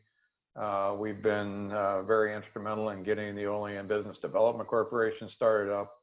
With a lot of it is what's the mud you throw at the wall to try to see what can stick to how we can try to grow our community. But in growing our community, you're growing all of our partners that are tied to that. And it's St. Bonaventure, it's Jamestown Community College, it's the city, it's the businesses. And so as we looked at thinking, we knew there was things we wanted to do with St. Bonaventure. We were both very committed to Bonnie's. We've been in Olean for 45 years. And it's home, and our kids are there, our business is there, and having the community sustain itself is very important when you're there with the business. So it's one thing to say we're there and we're not leaving. That means everything else needs to stay and grow. It can't just be last Indian. So it's with that we looked at it, and Carol and I have both been viewed a lot of the things at the University of Dayton and what they're doing and the program they're growing. And from that, as we looked at it, says, Bonaventure ought to have an entrepreneur program where whatever it is, and where we came down to was I think is the innovation. In fact, we called it, I remember when I first had the conversation with Dr. DePiro, it was actually December a year and a half ago, saying, we want to do this. Do you want to do it? And the answer was yes, that we want to do it, and we figure out how to do it. And so it was just really the commitment to the university, to students, to businesses that could be started, that could stay, but even those that aren't staying. And then the other part is actually, as Laurie talked about her corporate business and Jeff's corporate business, and a lot of that probably ties to the fact there is a piece of entrepreneurism. Some is starting business, but entrepreneurism is when you work for someone else, own your job, and be innovative and grow your job. And sometimes that can become abrasive to your boss sometimes if you're a little too active on that, as Jeff and Lori might have said. But the fact is, that's what you need to be doing, and to be innovators. And innovation is the secret. And then what really made me over the top was, it would have been 2 years ago in November when I was doing the judging for Todd. He'd asked me to do one of these, and I met Tom Cullen that night. Actually, it was as we were leaving. I hadn't met him till the end of the night. It was like 9:30, and met, and we caught up a little bit later, and we had quite a few phone calls that just, and with him was, at this point, was just as somebody out there in the Bonnie was, is this a crazy idea? You know, what we're really wanting to sponsor here. And we had a lot of conversations, and it got to the point of where we did commit to the money. And then we were trying to get to how we're going to do this. And I had a lot of conversations with Tom, and we worked with Todd and Patricia James, and we had two of the other deans in. We've got Arts and Sciences and the Jandoli School, to where we could be cross-campus, cross-functional. And came down to the fact is that Todd certainly, the passion that he has in this, and I've known him, he tells the story that he met me early on. We both met each other early on. And the passion he had for this entrepreneurism said that it could work here. If it wasn't for Todd being there, I don't know that we could have crossed the chasm to say that we wanted to put the money there, because you had to have the passion there to get it going, and then to put the other team around it. And I know Tom and I had a lot of conversations just talking about where it might be. And one day I just finally had to say is, damn it, Tom, are you interested in this job maybe? And his answer was, and this was like May, and he says, well, I wasn't, but every time we talk, I get more excited. And I think maybe I would like to throw my hat in the ring. And so, and from that, it just grew to something that we're certainly very excited about. It's sad that we're trying to make this leap right now during the period of time we are.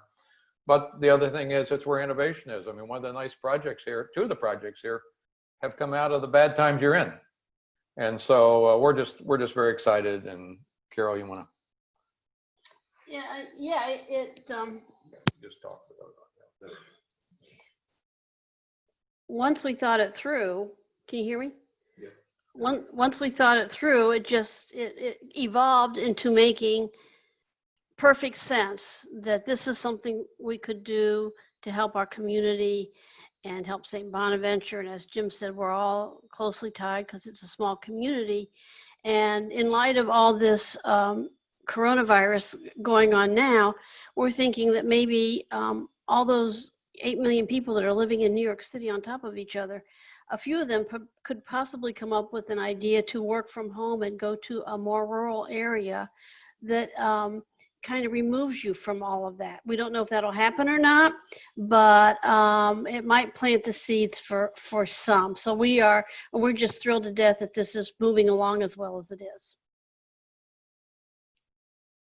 So thank you, Todd. Thank you, Tom. Thank you, St. Bonaventure. Thank you, all the other judges and all the great contacts we've made in this. And thank you, Jim Panabianco. I see you on there, who's our executive director of the Olean Business Development Corporation, is one of our team members also. So back to you, Tom. Wow, thank you, Jim and Carol. So many, and for me in my life, like what you've given me is just astounding. As we started working over a year ago on this, as you were talking about, that we knew the first thing that we needed to figure out was our mission and our values. And we spent really a few months working on that. And together with Jim and Carol and the rest of our board, we came up with a mission of helping grow purpose-driven innovators. That is a mission that fits in with the university, and it fits in with really the world and where we are right now. We're proud of it, and we couldn't be more excited to have that, especially right now. We also have we have some values, and we have 6 of them, and we plant sort of our flag in these values. And they really are important to us. So I'm going to read through them, tell a little bit about them real quickly, and then go on to actually an announcement that we have. The first one is purpose-driven. We're focusing on people and businesses who want to have the biggest impact on the world. Second, it's find a better way. I think you heard, we heard Jeff Hoffman literally make that, those same words. Innovators are always looking to improve what is currently being done, whether it's a kiosk at an airport or anything else. And we never want to be comfortable with the current state. Third is growth-minded. Growing as innovators takes a constant focus on learning and getting better. And that's what everybody that's on this call really is doing. So I'm glad that you're here. If you're not growing, maybe you're dying. Every success and failure comes with lessons to inspire growth. The next value is embrace and foster the community. And this is very, very important to us. Our community is our most important partner. Everyone on this call is part of our community. We learn from each other, we help each other, we fail together, and we definitely succeed together. The fifth is ownership and accountability. As innovators, we take responsibility of ownership seriously. We want that ownership. We want it. And we know that failure is part of the game. And we may fail, but we practice servant leadership and never give up. The last one, which usually gets the biggest applause, is just hustle. And to be an entrepreneur, it often takes getting out of our comfort zone. And I know that Jason from Hallow was at a gas station in the last 24 hours trying to sell his product. That is hustling, okay? All the people on these teams were hustling, getting out of their comfort zone, rolling up their sleeves. The difference between success and failure is often that grit and hustle that it takes to break through those barriers. We plant our flag in those 6 values, and brand identity, which is those values, and our mission is not complete without a logo that would match that. So introducing the SBU Innovation Center logo. I couldn't be more excited. We started working with Jen Pulver, the director of graphic design for St. Bonaventure, and Alyssa Hess, the grad assistant extraordinaire, to help us create this logo. We're very proud of the 6 flags that represent our values. They show repetition, hustle, not stopping. They really match our values. The colors show St. Bonaventure colors, as well as inclusion, social good. And the best part is that Alyssa, along with Jen's help, built this right here at St. Bonaventure. And they're on the call, and I couldn't be more proud. Of course, what good is a logo without a website? So today we are launching sbuinnovation.com. So check out the website, and it is live and launched as of today. So we're very excited about that. We need to go to the last pitch. We need to find out who's going to bring us on home, and that is Lease Easy. And Lease Easy has, on each of our pitch competitions, ended up last for whatever reason.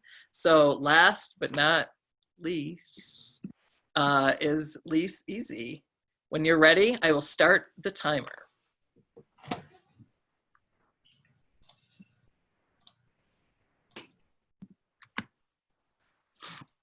All right, Letitia, David, are you guys ready? Yep. Yes, sir. All right. Hello, everyone. I'm Devin Kavanaugh. And I'm Letitia Botino. I'm David Berger, and our 4th team member is Chris Pauley, who sadly could not join us tonight. We are Lease Easy, a student housing real estate company.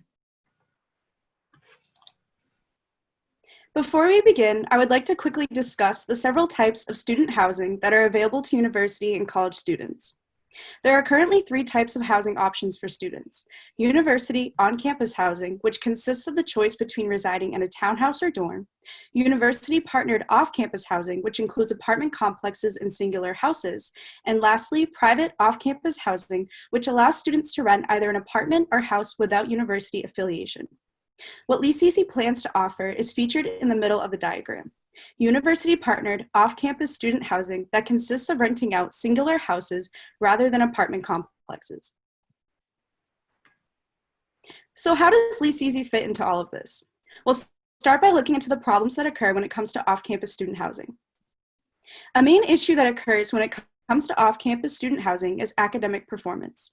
A study done in 2008 by the Department of Educational Research, Technology, and Leadership in the College of Education at the University of Central Florida shows that students residing in on-campus university-owned housing showed higher satisfaction and agreement levels when compared with students living in university-partnered off-campus housing. Also, students living in on-campus university-owned housing showed a higher retention rate and cumulative grade point average when compared with students living in university-partnered off-campus and private off-campus student housing. This clearly shows there is an issue with students living off-campus in correlation with grade point average and retention rate when compared to students who are living on campus. Another issue that occurs is leasing contracts. A series of quantitative analyses done in a study by the Institute of Education Sciences sheds light on the need for students to read and understand leasing contracts. Most students are first-time renters, so their lack of rental experience can lead to being uneducated and renting property, failing to maintain their lease agreement, and fulfilling obligations associated with renting a property. Lastly, off-campus university-partnered student housing, as well as private off-campus student housing, is either high quality and unaffordable or low quality and affordable, and we are aiming to create a new balance between quality and affordability by optimizing university-partnered off-campus student housing. So for our solution, we will own and provide off-campus housing that is endorsed by each university we are working with. The leasing process for students will be safe, affordable, and simple. Our value proposition includes 3 major elements: guiding students through the leasing process, a cash-based incentive for academic excellence, as well as high-quality amenities. Many students are unaware of how the leasing process works when renting housing, since for most of them, this is their first time doing so. We will meet with students in person to ensure they understand all elements of the lease agreement and that they can follow through on their agreement. We will also conduct surveys to gain more information on students so we can match them with the best possible property and to also make sure they are suited for this living establishment. Part of this is related to academic performance. The quality of a student's living situation has a direct impact on their academic performance, as noted in a study done by Presidia Social and Behavioral Sciences. If we are able to match students to the most fitting environment for their needs, their academic performance is also more likely to improve overall. An element which reinforces this increase in academic performance is our offering of a cash-based incentive. Students who receive a specific GPA will be discounted on their rent, with the price as well as the GPA varying depending on their geographical location. Each student who remains with the required GPA of their university or higher will receive a discount on their rent. So the more students who partake in this, the lower their rent will be, thus influencing a higher overall GPA for the university. This directly benefits both the students and the university. Another solution for improving off-campus housing overall is high-quality amenities such as laundry machines, plowing services in the winter, heat and air conditioning, bigger closets, appliances, and so on. Many universities are located near off-campus student housing that includes high-quality apartment-like units, which give students the ability to live off-campus, but due to their luxurious high prices and the lack of privacy a house would provide, this may not be a feasible option for many. Off-campus housing can also be low quality, even though it is affordable, and this can also turn students off to this option. Our company solves this problem by supplying housing that is higher quality, includes amenities, and is affordable. Our market. LeaseEasy's total addressable market of students living off campus at state colleges is double the size of private universities at 40%, while private institutions sit at about 19%. Most middle to large state schools force their students to live off campus after their first or second year. On the right, you will see the total number of students living off campus at our first 3 target markets: Edinburgh University, Ithaca College, and Alfred State. Competition. LeaseEasy provides high-quality living spaces included with washers and dryers, refrigerators, stove, an oven, microwaves, dishwasher, and a garbage disposal, as well as high-speed Wi-Fi and fully furnished bedrooms with desks, large closets, and plenty of storage. As mentioned before by Letitia, we do offer a cash-based incentive with regard to the student's GPA. We will use a variable pricing strategy to determine what that student will need academically to qualify.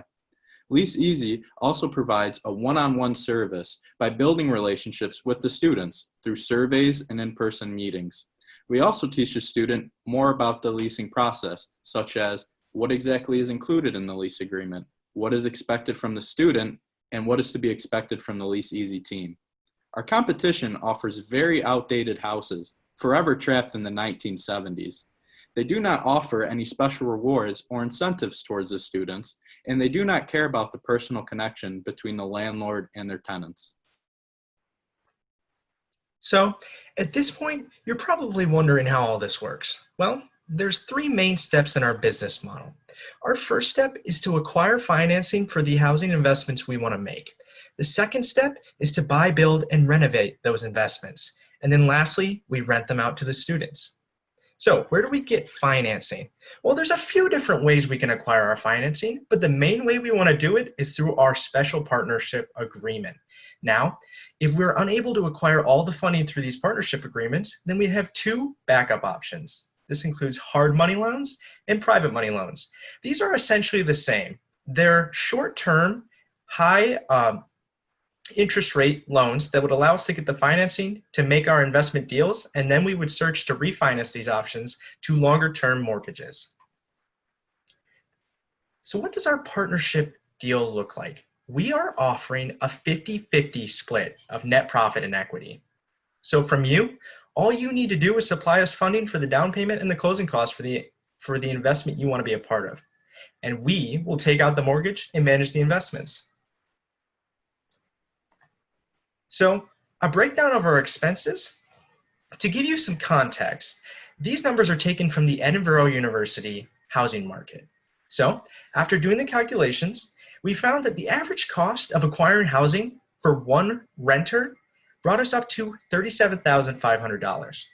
From this investment, we could charge a rent of averaging around $750 monthly. So with a monthly gross profit from each rental unit being $750, we could expect these expenses: a loan cost of around $186 per month, property tax at $40 a month, rental insurance at $20 a month, maintenance at $50 a month, and a grade incentive of $50 a month. Now, the grade incentive might not be every month, because if the student doesn't meet our GPA requirements, then we'll be keeping that money. So from each renter, we'll be receiving a net profit of $404 a month. Now, if we add this up annually and divided against our initial investment, this gives us an annual return on investment of 13%. So what does this look like in the partnership? Well, in the partnership, you would be paying about 24% of that per renter cost of $37,500. This would bring your investment to $8,568. So from that, you would get 50% of that net income per renter, which is $202 a month. Getting this return, it would only take you 3.5 years to entirely recoup your investment, and any dollar after that is pure profit. So our next step is we are looking to buy 5 houses in the Bonaventure University area. The funding required to do so would be right around $180,000. This would give us the space to house 20 renters, which would put our net income per month at $8,080. And if you were to be a partner and supply us with the funding to do the closing costs and down payment on this investment, you would get $4,040 a month. On the left-hand side, we have our contact information if you would like to learn more. We'll now be taking questions. Great timing. Exactly 10 minutes. Okay. Let's get the question started with Jeff Belt. Okay, well, I think you've done a really good job of identifying a problem.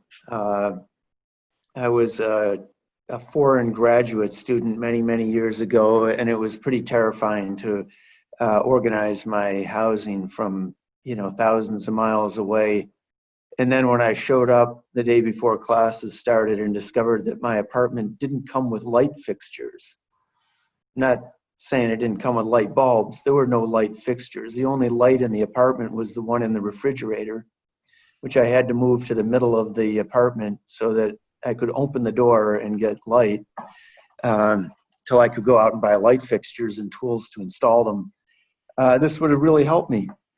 However, I think that I have to say I don't like the business model. One of my businesses is development. I do own some rental properties, and I'm putting some rental properties in service soon.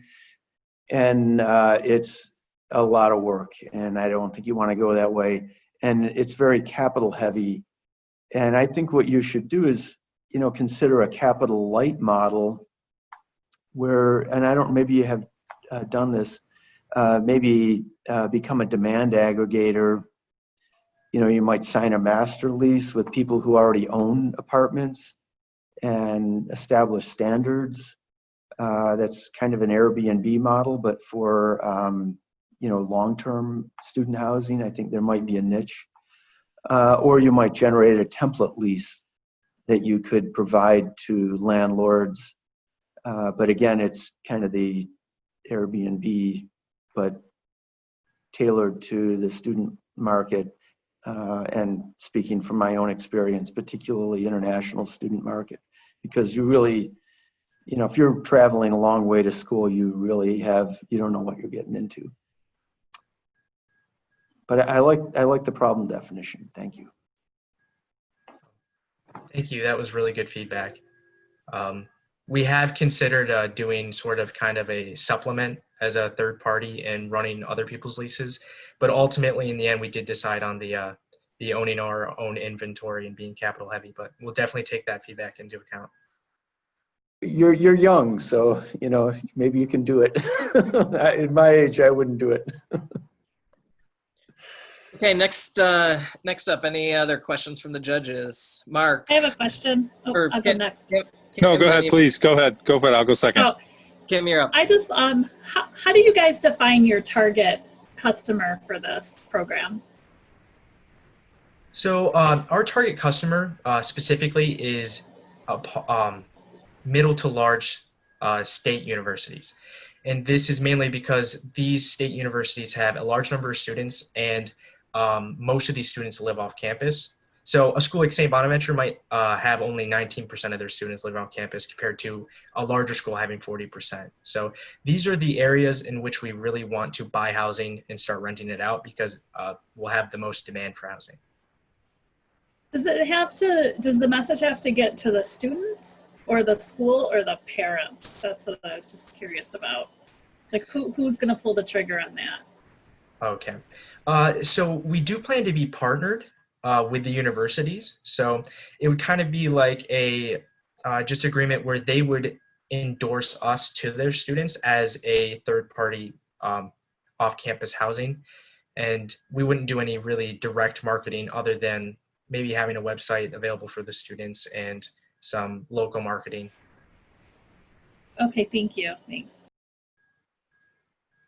Mark? I'll jump in if I can. I agree with Jeff's assessment that you did a really good job of identifying a problem. Then now the question is, what's the solution? And I had a couple of questions. One is, you mentioned that investors were putting in $8,700 or $8,000 and change and all of that. Are they investing into a syndication that then owns the building, that then owns the building that's being rented out?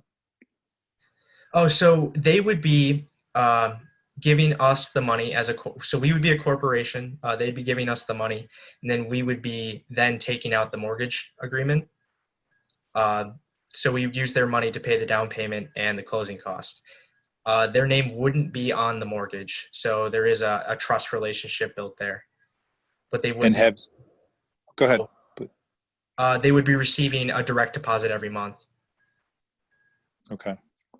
yeah, as you get started, one thing, the investors that you may be getting started with, which might be friends and family to start, they may want to start at least actually have their investment be related specifically to the ownership of the asset, because if for some reason the company doesn't work, they at least then owned 1/10 of an apartment building in Edinburgh rather than 1/10 of a company that just dissipated. So that may be, there may be some sort of a structural element that you could look at in which you actually own some brick and mortar, which makes it a safer investment, a backstop investment. Certainly in larger people are investing in larger public companies, as shareholders, and don't necessarily own the assets. But, as you get started, that may be one consideration. And the second real quick question was, have you vetted out the ability to actually secure a mortgage on these properties if indeed you were able to raise the money? As of this point, it's mostly been research into what the requirements for these mortgages would be. And to touch a little bit on what you said earlier, for the partnership agreement, it would be also 50 split in the equity per the houses. So if there was a sale of the house and we couldn't actually rent it, they would receive 50% of that profit or loss as well. So yeah, there would be ownership on the houses to back the investment. Okay. And picking up on Jeff's point earlier, which I think was a really good one, one of the challenges too, and I'm not negative on it, I actually think, as you know, there have been a whole host of publicly traded companies built around off-campus housing. They just tend to be larger volume, modern buildings, specific relationships back with the universities, JVs with the universities, those sorts of things. A JV with the colleges or universities could be an interesting way to look at that on those buildings. But one of the challenges too is that the types of buildings you're likely to target are just going to have huge capital intensity issues. And while I agree, and it's a great point, that there's a chance for someone to come in who does it better and institutional and modern and has upgraded these buildings and so on, you are going to, as you know, a lot of these buildings need you to basically go in and gut almost everything. So that's another challenge too, because it just sort of drives down your returns. If you can buy them cheap, it won't be cheap by the time you get done. So jumping in, I think that you guys have some good conversations with Jeff and Mark coming in the future. I want to get a couple questions in the next minute or two that we have from the crowd. Why high interest loans, especially in light of the current interest rate environment? Okay, so those are basically our only options of acquiring the funding for a down payment if we don't have it. So the high interest loans would be short term, and as soon as we're able to make that deal and then meet the requirements for a longer term mortgage, we would refinance them to the lower interest rates. And another question, have you looked into financial aid? Often students get financial aid if they live, or less financial aid, I should say, if they live off campus. Is that an issue? Yeah, I have looked into that, and there tends to be a lot more of that within private universities as compared to state universities. But that would definitely have an effect if there were less financial aid. We'd have to adjust our rent prices and possibly the quality of our units to appeal to the students and make it a worthwhile investment of their time and money. Last question, 30 seconds to Rich Malloy. Real quick, can you guys share with us your experience in real estate finance or remodeling and refurbishing homes? Yes, so I have worked in construction for my entire life and have close ties to construction experts. Also, my family owns rentals, so we were able to do all those calculations in person and with experts. I'm a marketing major, graduated, so that would help within that aspect. Thank you. And that's time for Lee Easy. Great job. We are done with the 3 pitches. Thank you. Next up, audience votes. Hopefully y'all just got a poll. So it's self-explanatory. Which startup would you invest in? You can choose one, and this will be the crowd favorite. And we'll leave this poll up for a few minutes. And while we do, I'm going to throw it over to back over to Dr. Palmer for a few minutes. And he has a few things to say before we come back and announce the winners.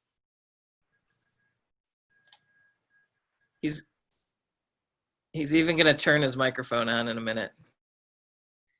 Brilliant idea, Tom. Let me see. I think that Rebecca's going to switch it to grid mode. You just have to do that on your own. Oh, I do? Okay, I see. Thank you very much. Okay, students, turn on your videos and make a sound so you pop up to the top of the screen for me, okay? Make sure you do that. Make a sound because that's how it works. When you make a sound, you pop up, okay? Okay. Let me tell you a little bit about something. Okay, first of all, I gotta say something. You guys know I love to teach. I love to work with students. I have the best job in the world. I've been here at St. Bonaventure for, God, too long now, but I love this place and I love what I do. But I gotta say, the last month and a half has sucked, okay? We all know how tough this thing has been at our university and how tough it's been on our lives. And I gotta say, you know, as a professor, and I love working with students, I love going to the classroom, I love engaging. But you know what I'm talking about. You go in there and you see people's eyes and they're just sad. People are just sort of, they're feeling bad, and what can you do for them? And I'm a pretty engaging person. I think you guys know that. I love to engage. I love to be involved. I love to do what I can. And I gotta say, the one thing that has kept me going this entire month and a half has been this class, okay? I can't tell you how much I appreciate what you have done for me. You see, I'm the professor, I'm the teacher, but what you have done for me is way more than I've done for you. I know when we started this class, it's an entrepreneurship class. I've known some of you guys for some time. And I know you guys wanted to be involved in it and you wanted to do something new. But I know too, I can remember that night when I was talking with I think it was the group that became Set Track, and you guys were talking about your lives, and it's like, oh, Palmer, we don't know what to do. Our life is just, it's like we have nothing. And then it was almost like, I don't know, something happened there. It was like all of a sudden people started thinking about, oh, these are problems that are affecting me. Now, what was very cool about this was how everybody decided, this is a problem I really want to solve. It's not an academic problem. It's not something Palmer's giving us. This is something I want to solve. Just like Mr. Hoffman was talking about. And I can remember when that happened, and I said, oh my God, they really want to solve something. So I got to say, being with you guys for the last month and a half has been the highlight of my week. I look forward to Wednesday nights like no other. Wednesday nights makes my life go. And I think about each and every one of you, and I know how hard life has been, but I appreciate just the love and the vitality you bring. Now, I'm going to say this too. I know we got some people that are going to be leaving us, and this is always sad. I'm going to say one thing about a professor working at St. Bonaventure. You just see a lot of people. I see people for 4 or 5 years. And when I see somebody in my classroom for 4 or 5 years, or I see them working with me, or been on a service trip with them, or an entrepreneurship project, or taking a competition, I know you. And I really, really do miss you. So I'm going to talk about a few of the seniors while we're doing this vote tabulating. That's my job here, is to sort of let the judges work for a minute. But I want to talk about a few of the students that have made a real special difference in our lives. I want to talk about them. First of all, I'd like to talk about our graduate assistants. I don't know if they're all here, but Sarah, Adriana, and Mackenzie. Mackenzie was, I know, definitely here earlier. One person who's worked really, really hard this semester. Oh God, she's worked so hard. It's been our wonderful Rebecca. And Rebecca, as you can tell, Rebecca runs this show. And I love Rebecca for what she does. I love Rebecca because she tells me what to do. She knows at my age that's important, you know, that you need to tell Palmer what to do. So I've been with these kids for a long time. I think Rebecca's been with me since she's been a sophomore. So Rebecca, thank you so much for all your wonderful service and everything you've done for this university and for this program. Thank you. Thanks, Palmer. God, I love you, Rebecca. You know that. I want to commemorate a couple other people too that are, I think, are doing some really good stuff. We have an honors program here. We had 10 honors projects this semester. 2 of them came out of this class. 2 of them came out of this class. And honors projects are typically an arts and science thing. But we had Emily LeMay. Emily spoke earlier. Emily did a great presentation, honors project on Excel, and basically creating a learning path for Excel spreadsheets, which was really wonderful. And we had another one, Jaya Mantooth, which I'm probably mispronouncing her name, and she's came up with a great nonprofit, Skills for Seniors, which is already around, believe it or not, I think she has about 500 volunteers all over the place. And we've been lucky to be able to deal with that. Now my seniors, my undergraduate seniors, I got to say this. You see, I got Mark Vaccaro. Mark is an accounting student. He's graduating. He's going to be luckily. He's going to come back and be my grad assistant for next year. He's actually working with C4, which is our consulting group, which we do a lot of work locally. So thank you, Mark, for all your hard work and your dedication. Emily, I've already mentioned Emily's name a couple of times. Emily is also coming back as a grad assistant next year. Emily, I don't know if you can take Rebecca's place, but you will definitely be working with Rebecca's place. She'll be working with us, doing the Entrepreneurship Center. So Emily, thank you so much for everything you've done. And finally, I want to say thank you to a wonderful Courtney Dukes. And I got to say, you know, when we started this, you know, God knows, we don't know what the hell's going to work sometimes. You know, we just guess. And most of what we do is just, we hope it's intelligent guessing. But I can remember last year, and we worked our tails off to try to get the program started. And Jim and Carol stepped in and did that wonderful gift. And we just started going. And last year, I took my first group of kids to competition. And Courtney was one of those kids, and she went to regionals. We had actually, I'm going to tell you this, St. Bonaventure, of all the schools, only UB put in more students into states than we did from the region. How about that? Anyway, Courtney goes up there. Jason came too. Jason went to states also. Jason. But I'll always remember this. Courtney, we're coming back, and you know, and they go to states and they lost. And then we're all driving back, and I sort of had bribed them by telling them we're going to take them by a Sonic. You know, that's how you bribe college students. You're going to take them to Sonic in Binghamton. So anyway, we're driving along, and they're chatting everything, and all of a sudden I heard in the back seat, there was Courtney Duke. She was calling her mom, and she said, "Mom, I'm going to pivot." And when she said, "I'm going to pivot," I said, "Oh my God, this can work." So I want to say once again, thank you so much for everything you've done for us. And thank you so much for working your tails off. And I just, once again, God bless you all. And I hope you guys come back. Okay. Thanks a lot. Thank you. That's why Dr. Palmer so loved. His passion is always clear, and it's just, thank you, Dr. Palmer. It's been a pleasure to be on this journey with you. And I want to say an extra thank you to Rebecca. When you start a business, when you start a company, you need a team. And Rebecca has really been the leader of our team, and it's just incredible. So thank you. And I'm excited for your future in Buffalo. Rebecca is a New Jersey native staying in Western New York. So that is awesome, and a big blessing for Western New York for sure. So now we have to figure out who the winners are. And if you didn't vote in the crowd vote yet, do it. There's one vote difference. So your vote matters to see who the winner is. In the meantime, I have a question to Jim and Carol. What do you think of the logo?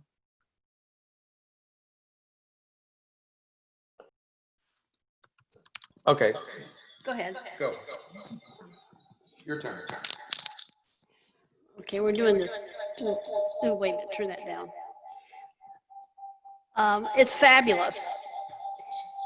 It incorporates everything, what the message is, the colors, the circular motion.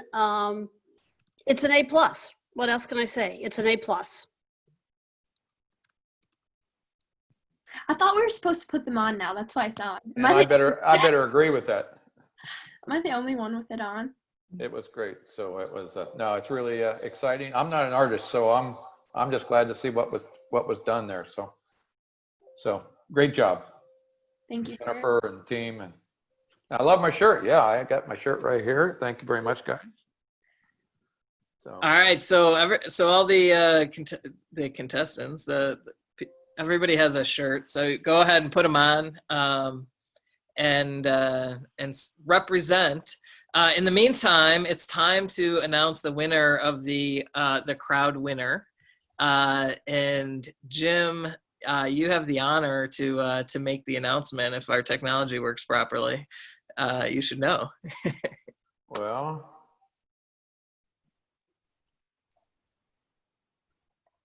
How am I going to know? How are you going to tell me? Check your text messages. Well, I am. Who sent it? That was me. I did. Don't have it. You told me you were going to send me one, but you never sent it. I tell you, I love the suspense. I love the suspense. All right. Well, I might have to make the announcement. Okay. Yeah, you might have to do this. Okay. So congratulations. I got it. I'm very, can you hear me? Yes. I'm very, very excited. And also very tough, though, is because 3 great teams, the amount of work that you put into it and the ideas was really tremendous. And you all need to be very proud of what you've done. But the winner is SetTrack. Congratulations. Thank you. Hey, thank you. Thank you, guys. And I do want to say the results did come down. It was very close. Like it came down to literally 1 vote. So. Wow. Okay. All right. That's where it deserved to be. There was really, it was very tough decisions. It's very deserved to be very close. That's amazing. Great work by everybody. Okay, next up are the judges. And just to let everyone know, the judges voted based on a rubric that matches essentially other business competitions and really the state business startup competition. And so they were voting based on specific rules and things that they were looking for in these presentations and in these businesses. So we're going to get started, and I need to figure out who is going to go first. And let's make that Kim Lecko. Just a side note, Kim and I are both in entrepreneurs organization. So Kim, you are amazing. Thank you so much for being here. And you're just so important to me. So let it go. Yeah, thank you. This was awesome. It gets me all pumped up about business and entrepreneurship. My winner was SetTrack. I think it has amazing potential.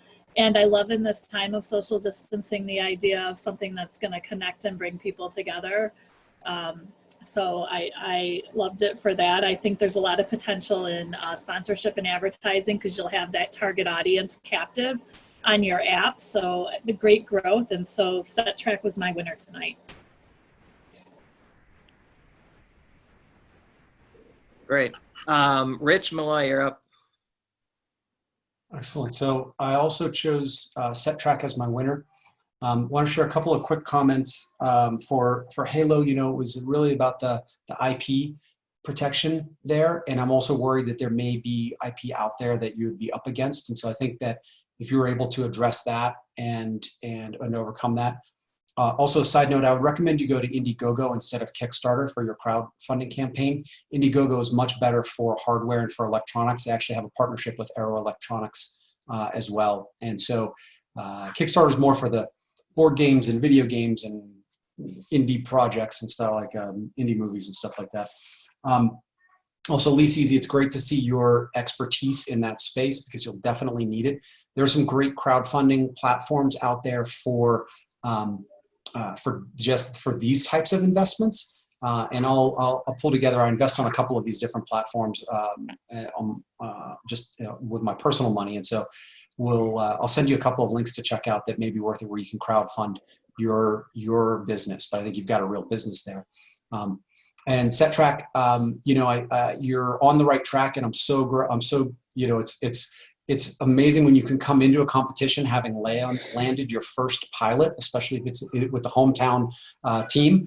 I think that you also don't actually need to spend money on development out of the gate for what you want to do next year. And I'd be happy to spend some time talking with you about how you can Wizard of Oz this with existing tools that are out there, piecing it together on the back end. So congratulations, everybody. It's clear how much work you put into all of these things, and I'm excited for all of your futures.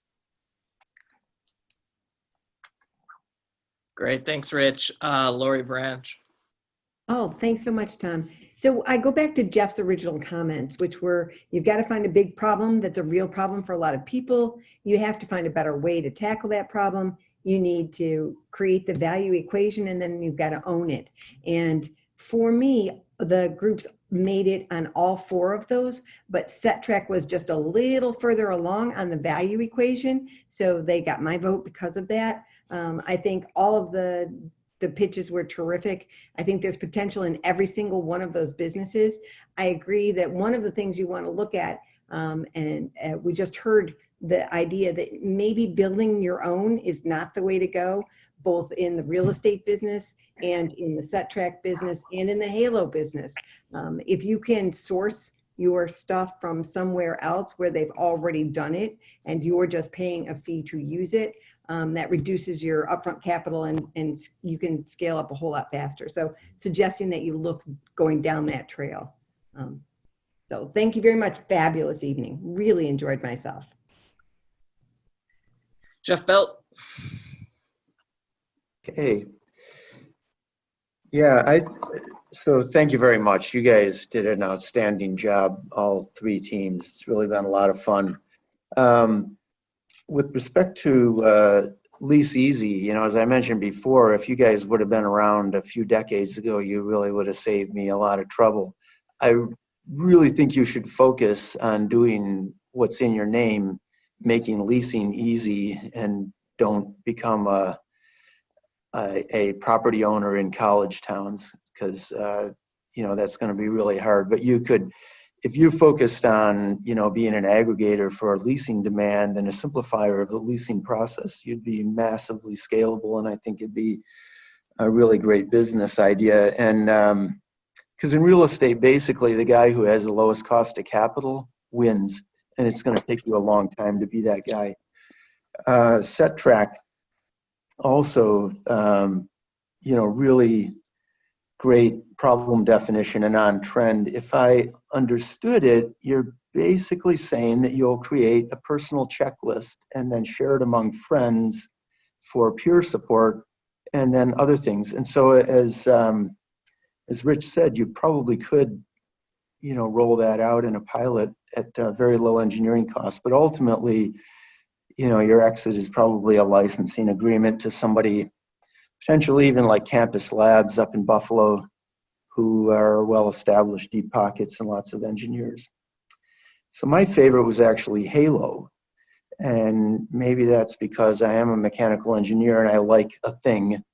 And I worked in the auto industry and I recognize the value of cup holders. But I think you're really on trend now. I think it's a giftable idea. It's a really sleek design.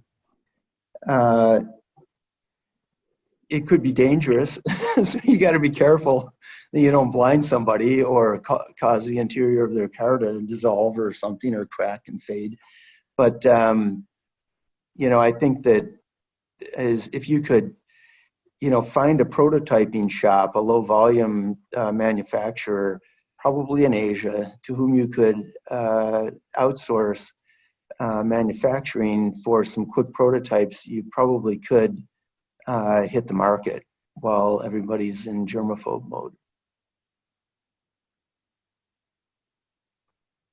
All right, thank you, Jeff. Last is Mark Rivers.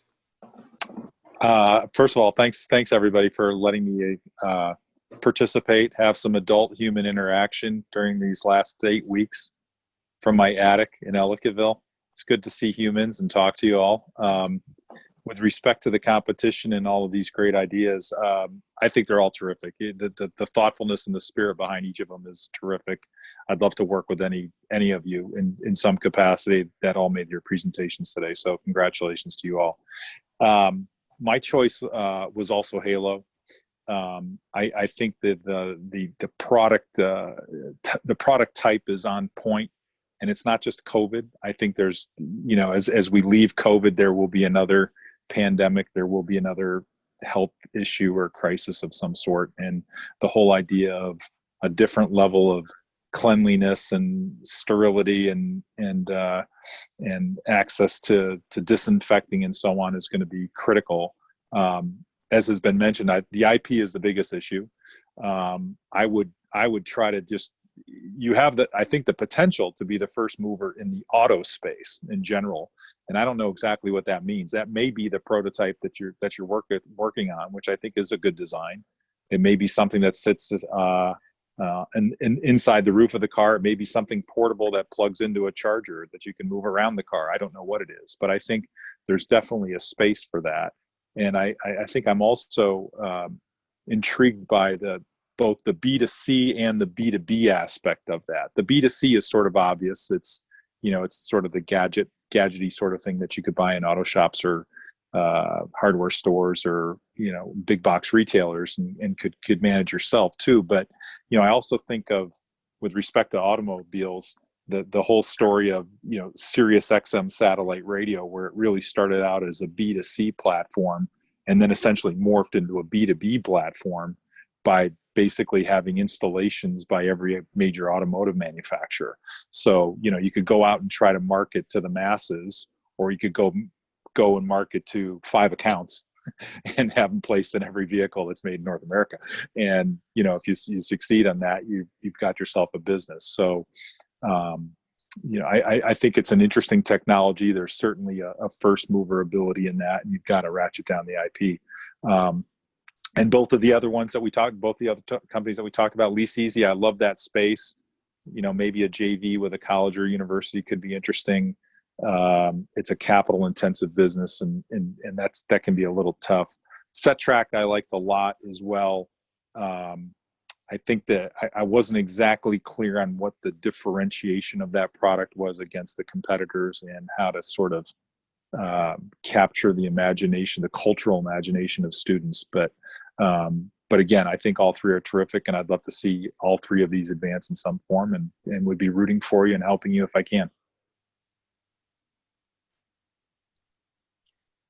Fantastic. All right. So there we go. We have the judges' votes are in, and that is about to wrap it up. I just want to call out the person who I believe is farthest away. Nick Mandola from Stockholm, Sweden, is still on the call at 2 a.m. So good to see you on here, Nick, if you haven't fallen asleep yet. So congratulations to all the teams, and I can't say enough that all three of you are real businesses, and I'm excited to work with you. I've been excited to work with you and going forward. I can see that Todd Palmer has his mouth open. He's ready to give the last word, and then you're welcome to celebrate. Everybody should be celebrating tonight. Yeah, real quick. First of all, 3 people locally, 2 I need to talk about. Mike Kaspersky's in charge of our student business program and what Jim is talking about. And Mike is he's a local guy. He knows all sorts of stuff. So thank you, Mike. Our Dean, Matricia James, excellent job. And finally, once again, our president, Dennis, thank you very much for being here. Guys, I am so proud of you, and judges and mentors. I am so happy that you're part of our family and part of our community. And thank you so much for some of you guys that have been with us. Some of our mentors have been with us for about a month and a half. Thank you for making this happen for us. So God bless you all. Absolutely. Thank you and good night.